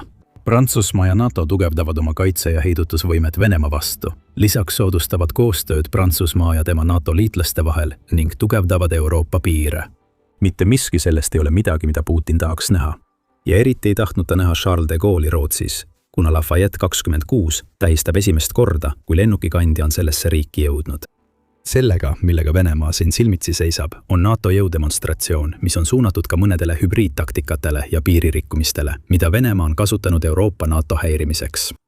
Nii saatis Venemaa välja luurelaeva ja lasi sellelt drooni õhku, et hoida toimuvatel sündmustel silma peal. Vladimir Putin arvas, et ta on kaval, kuid ta alandati koheselt. Nii laev kui ka droon avastati ja nendega tegeleti ning Venemaa ei saa teada, mis Lafayette 26 ajal tegelikult toimub, välja arvatud see, mida NATO ise Venemaale oma jõudemonstratsiooni taktikana näitab. Venemaa on pärast 26. veebruari piinlikus olukorras. Siiski ei tähenda see, et see, mida me tol päeval nägime, polnud ohtlik märk nii tulevikus toimuvast kui ka Venemaa soovist jätkata oma hübriidsõja kampaaniat NATO vastu. See toob meid tagasi selle juurde, mida me varem mainisime Venemaa hübriidsõja kampaania hoogustamisest. Ja see viimane rünnak on vähemalt märk sellest, et Venemaa muutub oma strateegiates julgemaks. Lõppude lõpuks toimus see samal nädalal, kui Telegraaf avalikustas, et Venemaa on saatnud migrante Euroopa riikidesse maa-aluste tunnelite võrgustiku kaudu, mis ulatub Poola ja Valgevene vahele. Neid tunneleid on juba kasutanud peaaegu 200 migranti, et siseneda Euroopa Liitu ehk EL-i territooriumile. Poola ametnikud usuvad, et need ehitasid Lähis-Ida spetsialistid, tõenäoliselt osana Venemaa katsetest destabiliseerida Euroopa riike, kasutades migratsioonirelvana. Henry Zexoni ühing toob Venemaa plaani esile 2025 aasta novembri artiklis, kus öeldakse, et Venemaa suunab meeleheitel migrante EL-i riikidesse. Ja kui need riigid keelduvad kasvavat migrantide hulka vastu võtmast, ründab Kreml neid riike, süüdistades neid teiste vajaduste suhtes sallimatuses. Migrandid ise ei ole agressorid. Nad on Putini etturid, vahendid, mida ta kasutab Venemaa agressiooni elluviimiseks, taktikatega, mis on mõeldud kahjustama EL-i ja NATO liikmeid, jäädes samal ajal tavapärase sõjaläve alla. See on klassikaline Vene propagandavõte ja see koos rünnakuga Charles de Gaulle'i vastu näitab, kui mitmekesiseks on Venemaa hübriidsõja strateegia muutunud. The Recordi 20. veebruari artikli kohaselt on ka Hollandi luure rõhutanud, kui palju Venemaa on oma hübriidsõja lähenemist eskaleerinud. Lisaks droonidele ja migrantidele kasutab Venemaa ka küberrünnakute, valeinfo, spionaaži, sabotaaži ja varjatud poliitilise mõju segu, et destabiliseerida riike, mida Putin peab suurimaks ohuks Venemaa nägemusele Euroopast. See näeks sisuliselt välja umbes samasugune, nagu see oli siis, kui Nõukogude Liit oli oma hiilge ajal. Selliste tegevuste järsk tõus on Euroopas olnud näha alates 2023 aastast, seisab raportis. Ja raport märgib, et Venemaa püüab sisemiselt kujutada oma tegevust võitlusena dekadentliku lääne vastu, nagu Hollandi luure sõnul Venemaa seda kujutab, ning enda kui ainulaadse Vene Föderatsiooni eest, mis hoolib vaid oma ellujäämisest. Nii see siis ongi. On hästi teada, et riigid, kes üritavad lihtsalt ellu jääda, alustavad jõhkraid mitmeaastaseid sõdu teiste riikide vastu. See on ellujäämisinstinkt tegudes. Võimsad riigid ründavad neid, keda nad peavad nõrgemaks, lihtsalt selleks, et ise edasi kesta. Kui sarkasm kõrvale jätta, kogu see Vene narratiiv sellest, mida riik teeb, on täielik jama. Kuid just seda kasutavad Putin ja tema kaaslased oma rünnakute õigustamiseks NATO, EL-i ja endise Nõukogude bloki riikide nagu Ukraina vastu. Ja lääne jaoks on muret tekitav see, et see kõik viitab sellele, et Putinit juhib või vähemalt teeskleb, et teda juhib ideoloogia, mitte lihtsalt vallutamis'iha. Ideoloogidest on alati raske lahti rääkida, sest nad järgivad pimesi omaenda filosoofiat, mis tähendab, et Venemaa poolt juba eskaleeritud hübriidsõda läheb ainult hullemaks. Selle idee juurde tuleme tagasi paari minuti pärast. Kõigepealt pöördume tagasi selle juurde, kuidas Venemaa saatis oma drooni Charles de Gaulle'i pihta. Esmapilgul tundub see Venemaa jaoks ainulaadne viis droonirünnaku korraldamiseks. Lõppude lõpuks on Ukraina sõda näidanud, et Venemaa suudab neid droone välja lasta peaaegu kõikjalt oma territooriumilt, mis tekitab küsimuse, miks ta saadaks selleks laeva Balti vette. Üks vastus sellele küsimusele võib olla see, et Venemaa droonid ei ole võimelised Rootsi lendama. See on kindlasti võimalik, kuigi sellised droonid nagu Venemaa Keran 2 suudavad lennata 1800 kuni 2500 kilomeetrit, ehk umbes 1120 kuni 1550 miili. Mis tähendab, et need võiksid jõuda Rootsini, kui need lastaks välja Venemaa õigest kohast. Tõenäolisem vastus on aga see, et Venemaa soovis droone laevalt välja lasta, kuna see on strateegia, mida nad on varem kasutanud läänele sõnumi saatmiseks. Erinevus seekord seisneb selles, et Venemaa kasutas luurelaeva, mis kuulub nende sõjaväe mereväkke, mitte varilaevastiku laevu, mida nad on varem kasutanud. Nii The Guardian kui ka Kiev Independent on teatanud Venemaa varilaevastiku laevade kasutamisest selleks, mida nende luurelaevad nüüd ilmselt teevad. Septembris märkis viimane, et varilaevastiku naftatankereid kasutati droonide stardi- ja juhtimispunktidena, mida Venemaa saatis Euroopa linnade õhuruumi. The Guardiani raport ütles sama ning sisaldas tsitaati Ukraina presidendilt Volodõmõr Zelenskilt, kes ütles: praegu kasutavad venelased tankereid mitte ainult sõja jaoks raha teenimiseks, vaid ka luure ja isegi diversioonitegevuseks. See, mida nägime 26. veebruaril, oli aga teistsugune. Varilaevastikuga on Venemaal juba tohutu laevastik, mis BBC ja tankertrackers.com andmetel koosneb umbes 1468 laevast. Kui Venemaa toob nüüd mängu ka ametlikud mereväevahendid, siis 26. veebruari rünnaku läbikukkumine Charles de Gaulle'i vastu muutub veelgi piinlikumaks. Spioonilaev ei suutnud teha seda, mida varilaevastiku tankerid on juba kuid teinud. Siiski, isegi selle läbikukkumisega näitab tõsiasi, et Venemaa kasutas viimases rünnakus tsiviillaeva asemel sõjalaeva, et olukord Venemaa peetavas hübriidsõjas läheb tõepoolest ainult hullemaks. Venemaa võib astuda välja hallist tsoonist. Lisagem, et edutult, kuid siiski viitab Venemaa spioonilaeva kasutamine Charles de Gaulle'i sihtimiseks sellele, et riik astub sammu lähemale sõjaläve alla jäävate taktikate kasutamisest loobumisele ning liigub taktikate poole, mis viivad palju tavapärasema vastasseisuni. See kõik on osa Venemaa plaanist, vähemalt vastavalt Belferi keskuse 5. veebruari raportile. See organisatsioon ennustab, et järgmise 3 aasta jooksul eskaleerib Venemaa järk-järgult oma hallitsooni kampaaniat, kuni jõuab punktini, kus on valmis läbi viima sõjalise sissetungi NATO kirdetiivale.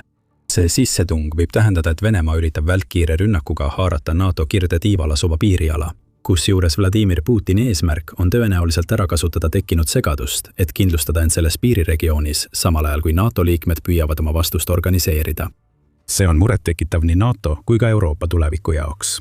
Lennuki kandja pihta saadetud ja segamise tõttu rivist välja langenud droo on tõepoolest juhtum, kus Venemaa on läbi kukkunud. See on Vladimir Putini jaoks alandav, kuid see pole kindlasti viimane kord, kui midagi sellist näeme. Kui Belferi keskusel on õigus, siis hübriidkampaania läheb siit ainult hullemaks. Venemaa muutub oma ähvardustes ja hübriidrünnakutes otsesemaks. See jätkab selliste asjade tegemist nagu oma sõjaliste vahendite kasutamine NATO kirdetiiva ähvardamiseks. 26. veebruaril oli Rootsi Putini ees sammu võrra ees. NATO peab kollektiivselt tagama, et ta järgib ühe oma uusima liikme eeskuju. Venemaa alandus on märk sellest, mis ees ootab. NATO peab olema valmis palju enamaks. Pärast Venemaa rünnakut Charles de Gaulle'i vastu on NATO juba suurendanud järelevalvet Läänemeres ning tõhustanud mere- ja rannikualade seiret. Need on head sammud, kuid meie arvates ei saa need olla ajutised. NATO peab vastama igale Venemaa hübriideskalatsioonile omaenda eskalatsioonidega, et saata Kremlile selge sõnum, kui viimane püüab oma tegudega jõudu näidata. NATO näeb, mida Putin teeb ja peatab kõik, mida Venemaa üritab. Samuti võib väita, et rünnak Charles de Gaulle'i vastu oli Putini jaoks isiklik. Eesti on just jõuliselt reageerinud, kui pinged saavutavad haripunkti ja mure Putini Balti plaanide pärast kasvab. Eesti on teatanud, et kavatseb Moskva maatasa põletada. Isegi USA on šokeeritud Eesti jõhkrast plaanist, mis on Venemaa jaoks varuks. See on aga plaan, mis käivitatakse ainult siis, kui Putin teeb kõigepealt ühe väga rumala ja andestamatu teo. Tungib sisse. Vestluse käigus, mis toimus Müncheni julgeolekukonverentsi kulisside taga veebruari keskel, tegi Eesti välisminister Margus Tsahkner šokeeriva avalduse, et tema riik valmistub tegema palju enamat kui ainult end Venemaa eest kaitsma. Kui ja millal see aeg saabub, kavatseb Eesti kõvasti võidelda. Me viime sõja Venemaale ja viime läbi väga sügavaid lööke kaugele Venemaa territooriumile, ütles Tsahkner, lisades, et Eestil on täpselt teada, mida teha Vene sissetungi korral. Ridade vahelt võib välja lugeda, et Eestil on täielik sõjaline plaan, mis viiakse ellu kohe, kui ükski Vene sõdur piiri ületab. See on plaan, mis hõlmab Venemaa ründamist tema enda territooriumil. Seda plaani uurime videos veidi hiljem, kuid praegu lisab Sagna, et Eesti teeb kõik endast oleneva, et Putin teaks, kui suure ohu võib endast kujutada riik, mis on Venemaast palju väiksem. Seetõttu kiirendame nüüd oma investeeringuid ja arendame oma võimekusi, ütleb Eesti välisminister riigi plaanide kohta. Lisades, et just sellepärast investeerime oma piirkonnas 5% SKT-st kaitsekuludesse. Eesti on varemgi rääkinud Putini plaanidest Balti riigid üle võtta, kuid seekord on asi teisiti. See on Eesti sõnum Putinile, et ta ei kavatse lihtsalt kaitsta end Venemaa sisse tungivate vägede eest. Riik astub jõuliselt vastu ja Venemaa võib tõesti kahetseda selle ühe piiri ületamist, mis võib tuua kogu NATO tema uksele. Nagu märgib Kiievi Post, tegi Tsahkna oma kommentaaride ajal, mil kogu Euroopas kasvavad pinged, kuna Venemaa näib üritavat NATO piire kompida. Juba ainuüksi aastal 2025 pakkus rohkelt näiteid, kuna Venemaa intensiivistas hübriidsõda, mida ta on Euroopas aastaid pidanud. Droonid saadeti mitme NATO-ga liitunud riigi, sealhulgas Poola ja Rumeenia õhuruumi. Eesti ise oli Putini piiride kompamise sihtmärgiks. Septembris saatis Venemaa 3 MiG-31 hävitajat Eesti õhuruumi. Nad viibisid seal 12 minutit eirates kõiki suhtluskatseid, enne kui NATO kiire reageerimise meeskond nad lõpuks minema ajas. Sellised juhtumid ei ole mõeldud rünnakute märguandeks. Need on näited sellest, kuidas Venemaa testib reageerimisaegu, kuidas Venemaa püüab välja selgitada, kui kaua tal on aega rünnakuid korraldada enne vastulööki ja Eesti teab täpselt, mida Putin üritab saavutada. Ja samal ajal, kui kõiki neid hübriidsõja taktikaid on rakendatud, on Venemaaga avalikult valmistunud traditsioonilisemaks sõjaks Euroopaga, mis näib keskenduvat Balti piirkonnale. Näiteks tugevdab Venemaa oma baase ja vägede paigutust Soomega jagatava piiri ääres, teatab Kiievi Post. Samuti militariseerib Venemaa üha enam Kaliningradi eksklaavi, mis asub Poola ja Leedu vahel ning mis võiks muutuda platvormiks mitmesuunaliseks rünnakuks Balti piirkonnas. Ja rünnak Kaliningradist läänest ning Venemaalt idast võib osutuda piisavaks, et lõigata Balti riigid ära nende NATO toetusest. Sellepärast on Eesti valmis vastulöögiks. Eesti peab suutma Venemaad piisavalt tugevalt tabada, et hoida Putini marodööride vägesid piisavalt kaua tagasi, kuni tema NATO liitlased jõuavad reageerida. Jätkuvalt on palju küsimusi selle kohta, milline võiks olla Eesti vastus Venemaale ja kas need vastused üldse toimivad. Aga nendele küsimustele vastamise juurde jõuame hiljem. Kõige olulisem, mida Sakna kommentaaride kohta teada, on see, et tegemist ei ole olukorraga, kus ta väidab, et Eesti valmistub Venemaad ennetavalt ründama riiki, mis plaanib tungida Eesti territooriumile. See on vastulöök, mitte ühe hoobiga knockout. Eesti annab Venemaale teada, et Putin ei saa ega lase kõigel minna enda tahtmise järgi, kui ta algatab Euroopas sõjalise kampaania, mida paljud usuvad, et ta plaanib alustada pärast Ukraina sõda, mille võitmisest on Venemaa veel kaugel. Telegraaf kirjutab oma raportis Sakna kommentaaride kohta, et need tehti ajal, mil kaitseringkondades liiguvad mured, et Venemaa plaanib pärast Ukraina sõja lõppu vähemalt osaliselt okupeerida Balti riigid, Eesti, Läti ja Leedu. Muidugi eeldab see plaan, et Venemaa võidab Ukrainas, mis pole sugugi kindel pärast 4 aastat kestnud võitlust, mille jooksul on okupeeritud vaid umbes 20% riigist. Aga see mure on olemas ja see ei liigu ainult Balti riikide ringkondades. Juba detsembris väitis Kirillo Budanov, kes oli siis Ukraina sõjaväeluure juht, kuid on nüüd Ukraina presidendi kantselei juht, et Venemaa on hakanud lühendama oma ajakavasid võimaliku Euroopa territooriumi okupeerimise jaoks. Budanov väitis, et Balti riigid oleksid esimesed Venemaa nimekirjas, kui see võitlus algab, ja ta märkis, et Putin enda kurjad ambitsioonid on see kütus, mis kõik edasi viib. Et impeerium, ja nad näevad end impeeriumina, areneks, peab alati kuhugi liikuma, et laiendada oma mõju ja territooriumi. See muide vastab paljudele küsimustele, ütles Budanov detsembris. Putini jaoks tähendab see tõenäoliselt seda, et Venemaa soovib saada enda kontrolli alla need Euroopa riigid, mida ta peab kõige nõrgemaks, enne kui ta pöörab oma tähelepanu sellistele riikidele nagu Poola, mille kohta Budanov ütleb, et Venemaal pole praegu sõjalisi plaane. See on iseenesest kummaline paljastus. Me just mainisime Kaliningradi ja rolli, mida see tõenäoliselt mängiks Balti riikide ründamisel. Kas Putin tõesti arvab, et Poola ei reageeriks agressioonile, mida tema naaber näiliselt korraldab mitme tema NATO liitlase vastu? Kui see on nii, siis Venemaa läheneb Eesti ja teiste Balti riikide sissetungi ideele üllatavalt lühinägelikult. Võib-olla seetõttu, et ta usub, et ülejäänud Euroopa oleks valmis need ohverdama Putini impeeriumi ehitamise ambitsioonide nimel. See ei ole nii. Eesti toetub sellele asjaolule. Paljud teised usuvad, et Venemaa rünnak Euroopas on tulemas, sealhulgas Ian Bomb, kes on Euroopa Reformikeskuse asedirektor.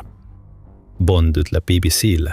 Keegi, kes on täie mõistuse juures, ei taha uskuda, et Euroopa sõda on taas ukse ees, kuid tegelikkus on see, et üha rohkem Euroopa luureametnikke on meile seda öelnud. Ajaraam ei ole tegelikult nii oluline kui hinnang ise ning juba alates 2018. aastast on olnud muresid, et Balti riigid võivad olla Putini esimeseks sihtmärgiks. Just siis avaldas uue Ameerika julgeolekukeskus artikli kõneka pealkirjaga, kui Putin tungib Balti riikidesse, kus öeldi, et Venemaa president mängib NATO vastu suurt malemängu ning Eesti, Leedu ja Läti ründamine oleks tema järgmine käik. Nüüd teame, et keskus eksis, sest Putin ründas esmalt Ukrainat. Aga see kõik näitab meile, et Venemaa juht on aastaid mõtisklenud selle üle, kuidas Vene Föderatsioon võiks endiste Nõukogude Liidu alade üle taas kontrolli saada. Kui Eestil on õigus, on Putini sepitsused ja vandenõud peaaegu valmis ning aeg, mil Venemaa tegutsema hakkab, on lähenemas. Kõik see viib meid tagasi millegi juurde, mida me varem mainisime. Milline näeks tegelikult välja Eesti plaan Venemaa maatasa teha? Eesti on kindlasti palju teinud, et valmistuda Venemaa sissetungiks, nagu me kohe räägime. Aga esimene asi, mida Venemaa peab teadma, on see, et Eesti pole enam see riik, mis ta oli siis, kui võimalikust sissetungist esmakordselt rääkima hakati. Sagna vihjas sellele, kui ta rääkis riigi kaitseinvesteeringutest ja ta teeb selle väga selgeks ka oma teistes avaldustes, mille ta tegi Müncheni julgeolekukonverentsil. Varasemad plaanid olid lihtsalt sellised, et kui Venemaa tuleb, siis NATO lõpuks võidab sõja. Sellisel juhul ei jääks eestlasi alles. Aga meid sellised plaanid ei huvita, selgitab Eesti välisminister võib-olla väikese kibedusega, et varasemad plaanid Venemaa alistamiseks tähendasid sisuliselt Eesti ohverdamist, et ülejäänud Euroopa NATO riigid saaks ellu jääda. Vasturünnak vastase territooriumil on meie plaan, sest muud plaani pole. Me ei saa lasta Venemaal Balti riikidesse sisse tungida ja alles siis vastu hakata, lisab Sagna, mis ütleb kõik tema mõtteviisi kohta. Loogiliselt võttes on selge probleem selles, mida Eesti kavatseb teha. Üks-ühele vastasseisus on Venemaal Eestist endiselt ülekaal, isegi pärast 4 aastat sõda Ukrainaga.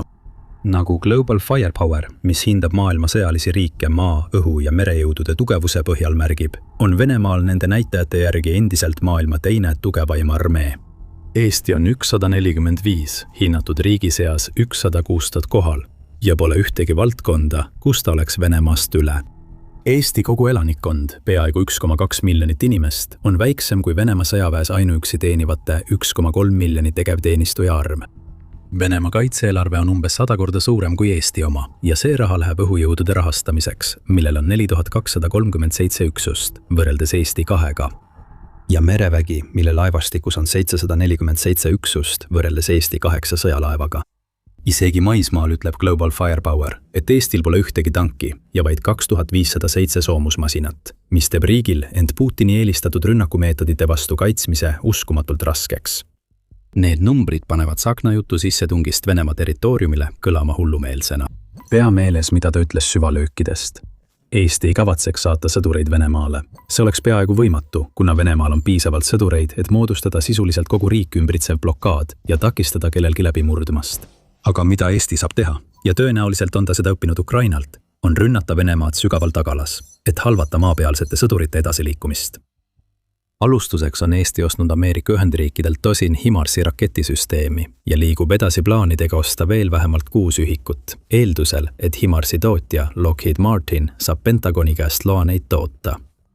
Need uued HIMARS-id jõuavad Eestisse aastaks 2028 või 2029 ning need annavad riigile võimekuse anda süvalööke Venemaa territooriumile.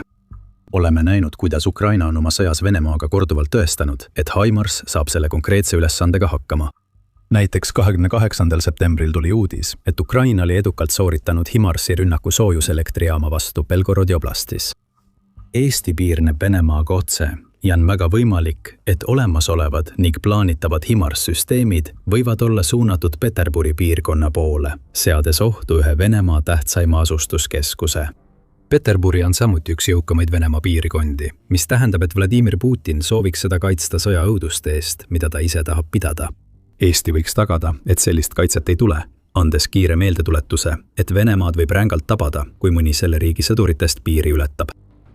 HIMARS ohule lisandub ka see, et Eestisse on saabumas 6 Lõuna-Korea K-239 Chunmoo mitmikraketi heitjat.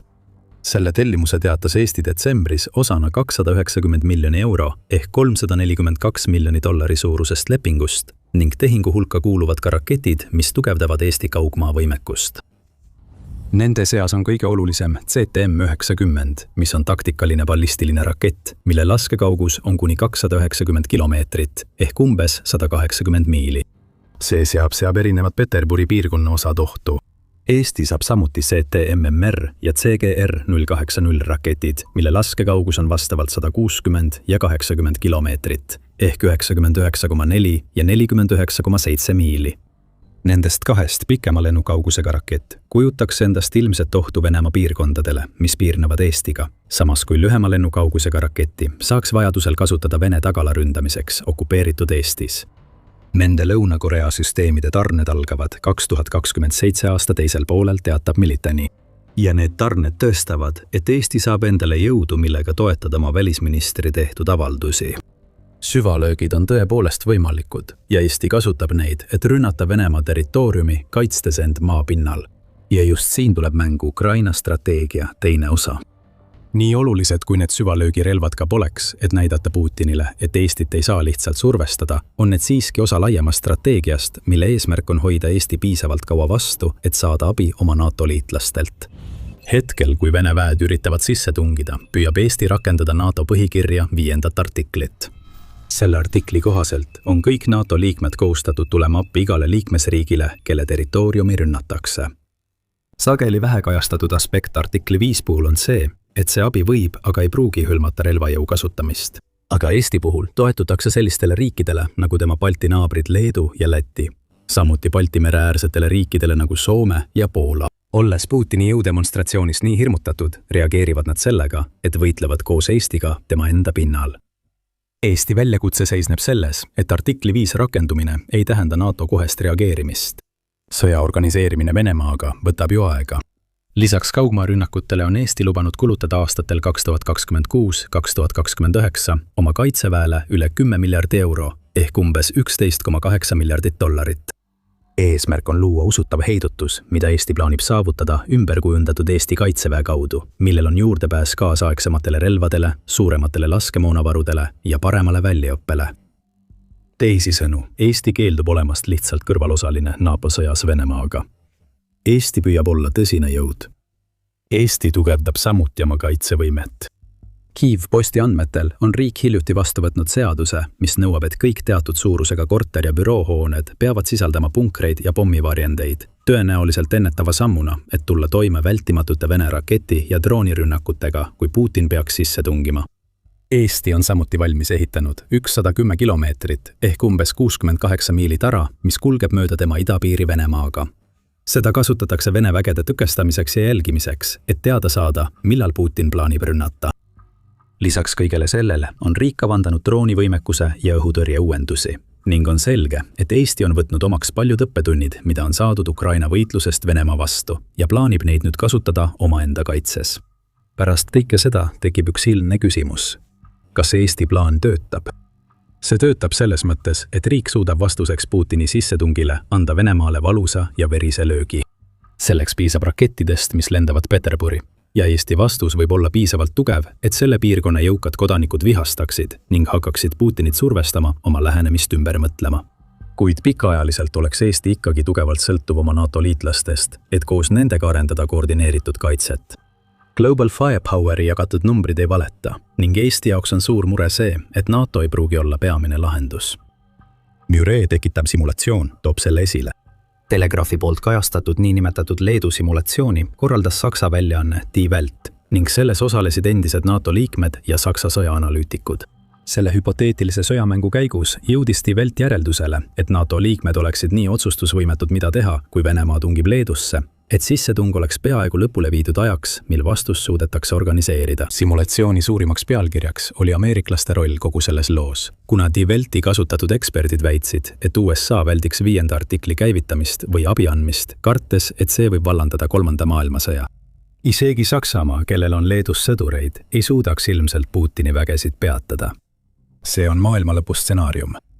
Ja kuigi see keskendub Leedule, on Eesti samuti Balti riik, mis seisab silmitsi paljude samade väljakutsetega. Siiski on oluline märkida, et Die Welti stsenaarium on vaid üks võimalikest tulevikest ning see põhineb tugevalt eeldusel, et USA lihtsalt istub käed rüpes ja laseb Eestil langeda. See pole sugugi kindel. Siiski on Eesti just selgelt näidanud, et valmistub igaks olukorraks. Ta eelistaks mitte võidelda. Riigi president Alar Karis on isegi üks mitmest Euroopa juhist, kes kutsuvad Euroopat üles määrama eriesindaja, kes suudaks suhelda Putiniga. Seda pole veel juhtunud ning on suured küsimärgid selle üle, kas Putin üldse räägiks sellise eriesindajaga ja kas tema sõnu võiks usaldada, kui ta seda teeks. Nii et Eestil on oma plaan. See lööb Venemaad nii kõvasti, kui suudab, et tekitada Putinile niivõrd tugev šokk, et üllataks kõiki. Ja Eesti võibki olla vaja just seda teha. Vene president Vladimir Putinil on küllastumatu võimuiha. Isegi kui tema väed jätkavad maahõivamist Ukrainas või sõlmivad kokkuleppe, mis võimaldab neil teatud territooriumid täielikult enda kontrolli alla võtta, ei lakkada kunagi enamat tahtmast ja tal on alati silmapiiril uued sihtmärgid. Ja mitmed eksperdid usuvad, et nad on juba tuvastanud järgmise sihtkoha Putini valutuskampaanias. Narva. Piirilinn Eestis, millel on põnev minevik ja ebakindel tulevik. Õnneks on Eesti juba hästi teadlik Narva tähtsusest ja riskidest, millega linn silmitsi seisab ning võtab kõik võimalikud meetmed, et valmistada linn ette võimalikuks Vene sissetungiks. Esmapilgul ei pruugi Narva, Eesti 3. suurim linn, kus elab umbes 54 000 inimest, tunduda Venemaa vägedele ilmse sihtmärgina rünnakuks. Kui aga veidi sügavamale vaadata, hakkavad ilmnema mitmed põhjused, miks Putin võiks lõpuks otsustada sellele linnale pretendeerida. Need põhjused keerlevad Narva mineviku, oleviku, elanikkonna, asukoha ja isegi majanduse ümber. Nende mõistmiseks on kõigepealt oluline vaadata tagasi, kuidas see linn kujunes ning milliseid huvitavaid muutusi ja sündmusi ta aastate jooksul on läbi elanud. Sest Narva ajalugu ulatub kaugele minevikku. Tegelikult asusid inimesed sellele alale elama juba tuhandeid aastaid tagasi. Ja vanim teadaolev asula selles piirkonnas, Narva Joaru, pärineb koguni aastast 1000 d.Kr., olles sellega kogu Eesti vanim. Narva loss, tuntud ka kui Hermanni kindlus, ehitati 1256 aastal Taani võimu ajal Põhja-Eestis. Kuid Narva linna ennast tunnustati ametlikult linnana esmakordselt 1329 aastal. Kindluse vundamendid pandi ideaalsesse kohta mitme kaubatee ristumiskohas ning Narva jõe tormavate vete äärde ja ümbritsev asula hakkas peagi arenema. See kõik toimus ajal, mil Taani valitses Põhja-Eesti üle. Kuid Narva koges järgnevatel sajanditel mitmeid omanikuvahetusi. Näiteks Liivi sõja ajal 16. sajandil suutis Vene tsaaririik linna vallutada, muutes selle ajutiselt oluliseks kaubasadamaks ja ümberlaadimiskeskuseks Venemaa kaupadele lähedal asuvatest Vene linnadest, nagu Novgorod ja Pihkva. See oli Venemaa esimene, kuid mitte viimane sekkumine Narva ajalukku ning see ei kestnud kaua. Vaid paar aastakümmet pärast seda, kui Vene tsaaririik oli linna vallutanud, vallutati see uuesti, seekord Rootsi kuningriigi vägede poolt. Venemaa üritas piirkonda tagasi vallutada, kuid ebaõnnestus. Samas kui Rootsi suutis seda hoida üle sajandi, andes sellega suure panuse Narva arengusse tol ajal. Näiteks Rootsi võimu ajal ehitati Narva barokkstiilis vanalinn. Ja isegi pärast seda, kui 1659 aastal laastav tulekahju hävitas suure osa linnast, asendati vanad hooned kiiresti, mida toetas linna kasvav kaubandustulu. Rootsi püüdis samuti parandada linna kaitserajatisi, ehitades tugeva spetsiaalsete kindlustuste süsteemi, mida nimetati bastionideks ja mida peeti peagi kogu Euroopa parimate hulka kuuluvaks. Aga Venemaa hoidis linnal alati teravalt silma peal ja oli meeleheitlikult valmis seda iga hinna eest tagasi vallutama. Nii sai Narva 1700 aasta Narva lahingus esimeseks suureks lahingupaigaks Vene ja Rootsi vägede vahel, kus Venemaa vallutas ja hõivas Narva lõpuks 1704 aastal. Venemaa hoidis linna enda käes ka 24. sajandil ning Narva kasvas ja õitses edasi, saades kogu Eesti tähtsaimaks tööstuslinnaks, kus asus riigi esimene raudtee ja mitmed suured ettevõtted. Teine maailmasõda osutus linna märkimisväärse ajaloo jaoks oluliseks pöördepunktiks. Linna hõivasid natsiväed ning lõpuks oli Nõukogude Punaarmee sunnitud piirkonda pommitama, hävitades selle vanalinna ja 98% hoonetest. Nõukogude võimud otsustasid seejärel mitte taastada ühtegi hävinenud kaunist vana hoonet ning keeldusid lubamast linna algsetel põliselanikel oma koju naasta. Selle asemel ehitati traditsioonilisi Nõukogude kortermaju ning piirkonda suunati venekeelseid töölisi erinevatest Nõukogude Liidu osadest. See muutis kunagise Eesti kultuuri, keele ja traditsioonide keskuse ühetaoliseks ja valdavalt venekeelseks linnaks, mille õhustik ja välimus sarnanesid paljudele teistele Nõukogude Liidu linnadele. 1991 aastal lagunes liit ja Eesti sai lõpuks oma iseseisvuse tagasi. Kuid Narva on jätkuvalt koduks suurele hulgale venekeelsetele elanikele ja kodanikele.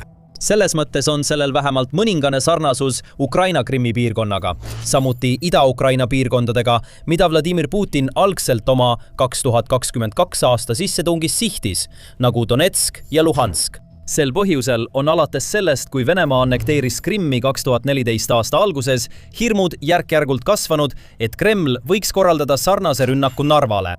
Erinevad poliitikakommentaatorid, ajakirjanikud, teadlased ja sõjalised eksperdid on isegi loonud niinimetatud Narva stsenaariumi mõiste.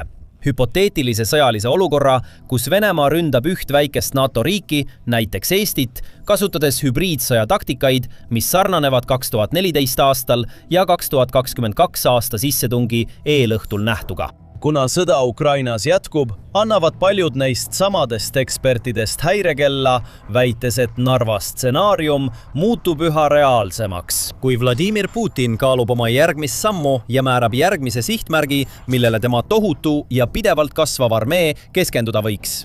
Näiteks rääkides ajalehele The Sun, hoiatas Tim Willisi, endine diplomaat ja King's College'i sõjauuringute külalisprofessor, et Vladimir Putini plaanid Euroopa vallutamiseks pole sugugi lõppenud. Ma ei usu hetkekski, et Vladimir Putini projekt on lõppenud.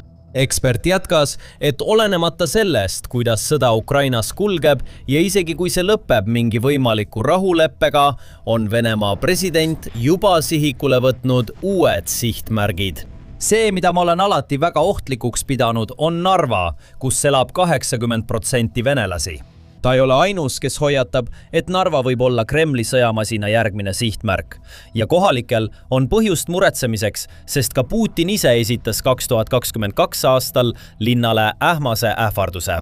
Kohtudes noorte ettevõtjate, inseneride ja teadlastega Moskva rahvamajanduse saavutuste näituse Innovatsiooni- ja Hariduskeskuses, Putin võrdles end kuulsalt Venemaa legendaarse keisri Peeter Suurega, väites samal ajal, et Venemaal on alati olnud võim Eesti linna üle.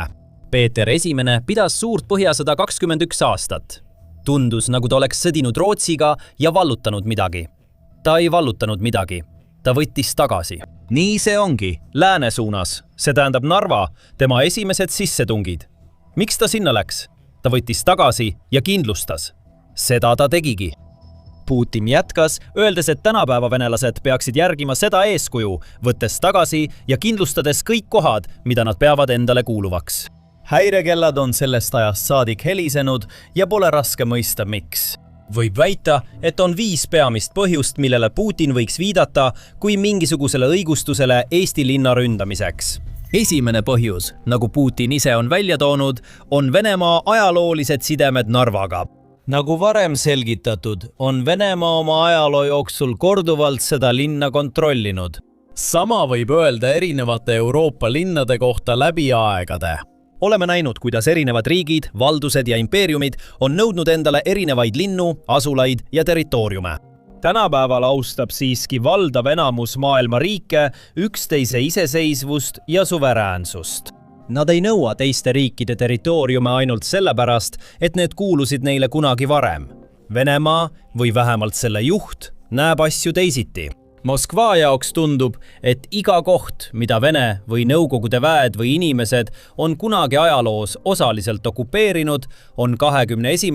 sajandil õigustatud sihtmärk. See ongi osaliselt see, kuidas Putin on selgitanud oma niinimetatud sõjalist erioperatsiooni Ukrainas, väites, et Ida-Ukraina Donbassi piirkond peaks kuuluma Venemaale, nõudes samal ajal ka Krimmi. Ja isegi ühel hetkel väitis ta, et kogu Ukraina kuulub tema arvates Venemaale.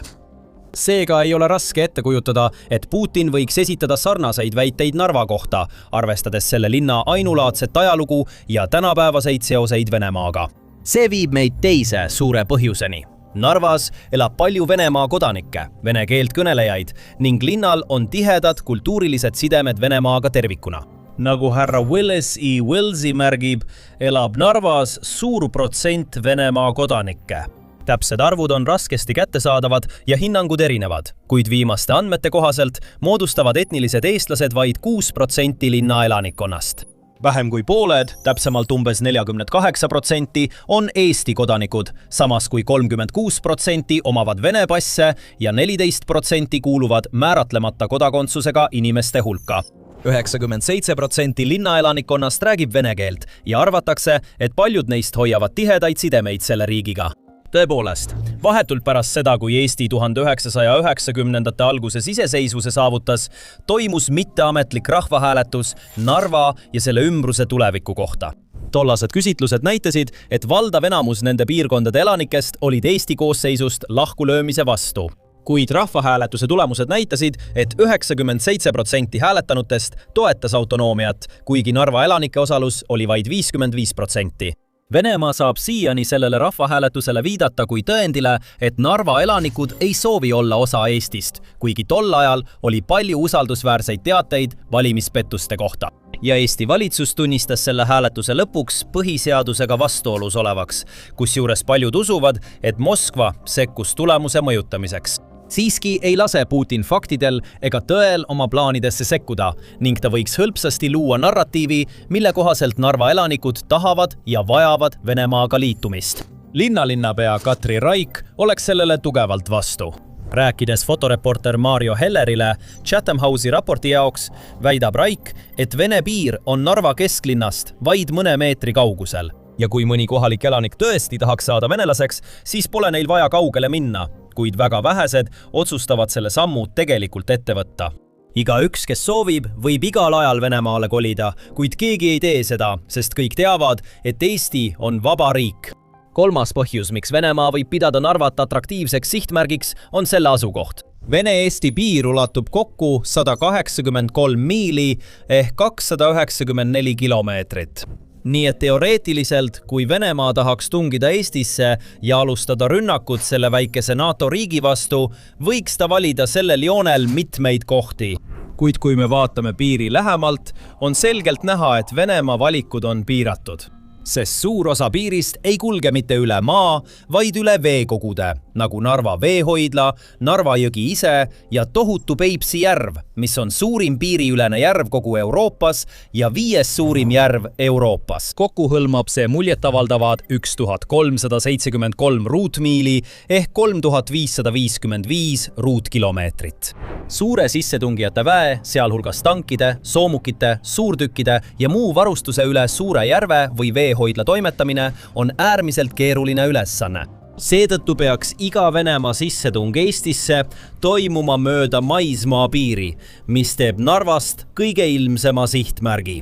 Siin tuleb siiski ületada Narva jõgi, kuid Eesti linna ja selle Vene naabri Ivangorodi vahel on juba olemas suur sild. Siiski sulgesid Eesti võimud silla ja see jääb suletuks kuni sõja lõpuni Ukrainas. Eesti pool on samuti paigaldanud väravad ja tõkked turvalisuse tõhustamiseks. Venemaa võiks samuti kasutada suurt E20 maanteed, mis kulgeb läänes otse Eesti pealinna Tallinnani, ühendades selle otse suure Venemaa linna Peterburiga idas. See oleks Kremli vägedele ideaalne, et transportida kiiresti ja tõhusalt vägesid ja sõjaväetehnikat Narva suunas. Logistilisest vaatenurgast ei oleks seega Narva sissetungi Moskval tingimata liiga keeruline korraldada. Siiski on Narva ründamise puhul üks suur küsimärk. Nimelt on Eesti NATO liige ning kõik NATO liikmed on kohustatud üksteist kaitsma igasuguse rünnaku või sissetungi korral. Ja see viib meid 4. põhjuseni, miks Venemaa võiks proovida rünnata. Vladimir Putin võib arvata, et Narva pole lihtsalt piisavalt tähtis, et vallandada laiaulatuslikku NATO vastust, ning mõned eksperdid kardavad, et sellel argumendil võib olla tõepõhi all.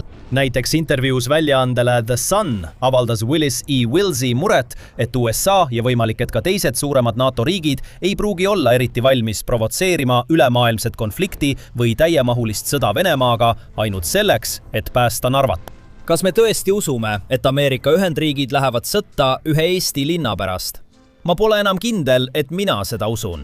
Ajal, mil NATO liit on üha suurema surve all, ei ole need hirmud tingimata alusetud. Kuigi on lihtne ette kujutada, et NATO liitlased tulevad kokku, et kaitsta liikmesriigi vastu suunatud ulatusliku sissetungi eest, ei pruugi nad kõik olla sama valmis saatma hävitajaid ja vägesid, kui Putin väidab, et tahab võtta vaid ühe linna. See haakub Kremlis viimase aja strateegiaga torkida ja testida NATO piire, saates väikeseid droonide gruppe või isegi Vene hävitajaid näiteks Poola ja Eesti õhuruumi. Sellised provokatsioonid ei ole piisavalt suured, et esile kutsuda tõsist sõjalist vastust, ning seetõttu võimaldavad need Moskval rohkem teada saada, kus NATO tegelikud taluvuspiirid on ja kui tugevad on selle sidemed. 5. ja viimane põhjus Narva sihtimiseks on see, et kuigi see võib väljastpoolt tunduda suhteliselt väike ja ebaoluline linn, on tal tegelikult üsna märkimisväärne majanduslik tähtsus. Siil asub Euroopa suurim haruldaste muldmetallide magnetite tehas, mis avati 2025 aasta septembris ja mille rahastas Euroopa Liit. Tehas toodab püsimagneteid, mida kasutatakse olulistes majandussektorites nagu mikroelektroonika, rohelise energia algatuste tuuleturbiinid ja elektrisõidukid. See on oluline täiendus Euroopa majandusmaastikule, kuna see suurendab oluliselt kontinendi võimekust haruldaste muldmetallide sektoris ja võimaldab EL-il vähendada oma sõltuvust Hiinast. Kui Venemaa peaks linna sisse tungima ja selle üle kontrolli haarama, võiks ta potentsiaalselt leida viisi selle tehase kasutamiseks hoovana edasistes läbirääkimistes NATO või EL-iga. Kõigi nende ja teiste põhjuste tõttu on Eesti ametnikud ja Narva elanikud juba mitu aastat valmistunud võimalikuks Vene sissetungiks ning riigi vastuseis Venemaale on viimasel ajal märkimisväärselt kasvanud. Nagu Chatham House'i raport märgib, on see väike Balti riik olnud Ukraina üks suurimaid ja usaldusväärsemaid toetajaid alates sissetungi esimesest päevast, andes Kiievile suhteliselt rohkem sõjalist abi kui ükski teine riik maailmas. Ka Narvas endas on viimasel ajal rohkem kohalikke hakanud aktiivselt huvi tundma Kaitseliidu Eesti vabatahtliku riigikaitseorganisatsiooni vastu. Paljud noorema põlvkonna liikmed on otsustanud liituda ja läbida sõjalise baasväljaõppe, valmistudes võimalikuks sissetungiks. Nad saavad osaleda juba 7-aastaselt, õppides esmalt skautlike rühmade kaudu põhilisi ellujäämisoskusi, nagu kaardi lugemine ja looduses hakkama saamine, enne kui liiguvad hiljem edasi keerukamate oskuste juurde. Chatham House rääkis ühe sellise vabatahtlikuga, 17-aastase Maria Morozovaga, kes väljendas oma valmisolekut õppida väärtuslikke oskusi ja olla valmis halvimaks stsenaariumiks. Keegi ei meelitanud mind siia, ma tulin omal soovil. Tahtsin liituda tõsisema organisatsiooniga, kus saaksin panustada ja vajadusel riiki kaitsta. Ta on osa kasvavast lainest noortest eestlastest, kes on poliitiliselt teadlikud ja oma kodumaa üle uhked, valmis tegema kõik vajaliku selle kaitsmiseks. Keegi ei armasta seda, ma loodan, et asi ei lähe nii kaugele, aga kui läheb, siis ma võitleksin. Kuid Eesti teeb palju enamat kui ainult noorte meeste ja naiste peale lootmine oma piiride kaitsmisel. Samuti tugevdab Eesti oma piiri Venemaaga kogu ulatuses, keskendudes piirkondadele, mida peetakse sissetungi korral kõige tõenäolisemaks sihtmärgiks, näiteks Narva. Järgides teiste Balti riikide ja Euroopa riikide nagu Poola eeskuju, kes kõik on samuti oma kaitsevõimet parandanud, on Eesti palju investeerinud punkritesse, piiri jälgimissüsteemidesse ja eesliini kaitsemeetmetesse. Narvast, mis kunagi võis tunduda lihtne sihtmärk, on saanud üks kõige tähelepanelikumalt jälgitavaid ja tugevamini kindlustatud piiripunkte kogu Euroopas. Uued kaitserajatised hõlmavad üle 60 miili ehk 100 kilomeetri uusi piirdeaedu, millest suurem osa on varustatud tipptasemel jälgimissüsteemide, patrullteede ja jälgimismastidega. See võimaldab Eesti sõjaväel ja juhtkonnal hoida tähelepanelikult silma peal igasugusel kahtlasel tegevusel või sõjalise tegevuse märkidel kogu oma piiri ulatuses Venemaaga. Ehitustööd jätkuvad kõige tundlikumates piirkondades, nagu Sartse piirkond, kus Eesti ja Venemaa territooriume ühendavad teed on jäädavalt suletud ja ümber suunatud. Ja radarikate Narva jõe ääres laieneb pidevalt, laiendades Tallinna vaadet mitte ainult oma territooriumile, vaid ka ümbritsevatele Vene piirkondadele. Lisaks saedadele töötab Eesti kõvasti ka oma Balti kaitseliini kallal. Terve võrk tugevdatud punkreid, tankitõkkeid ja muid füüsilisi tõkkeid. See ei aeglustaks ainult sissetungi, vaid võiks selle täielikult peatada.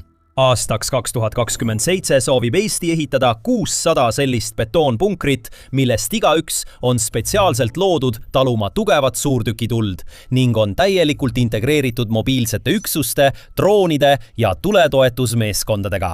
Nii tugevate kaitserajatistega suudaks isegi suhteliselt väike riik nagu Eesti, kelle sõjavägi on vaid murdosa Venemaa omast, nii suuruse kui ka jõu poolest oma piiri palju tõhusamalt kaitsta, mis muudaks iga sissetungi katse vastase jaoks äärmiselt kulukaks ja kaootiliseks. Ja Eesti ei kavatse sellega piirduda. Riik ei täida mitte ainult NATO seatud eesmärke, vaid ületab neid. Praegu kulutab Eesti ligi 5% oma SKP-st kaitsele, olles sellega paljudest teistest liikmesriikidest ees ning kasutab seda raha tõhusalt laskemoonavarude täiendamiseks, tippklassi õhutõrjesüsteemidesse investeerimiseks ning rakettide, droonide ja muu soetamiseks. Eesti naudib ka suurt toetust NATO liitlastelt. Ühendkuningriigi juhitud lahingugrupp on alaliselt Eesti pinnal. Tallinn otsib ka täiendavaid võimalusi oma kaitsevõime tugevdamiseks. Sealhulgas korraldab ulatuslikke sõjalisi õppusi, kutsub reservväelasi välja ja arendab vastuvõtva riigi toetuse infrastruktuuri, et tagada liitlasüksuste valmisolek tegutsemiseks ja kiireks aktiveerimiseks võimaliku kriisi korral.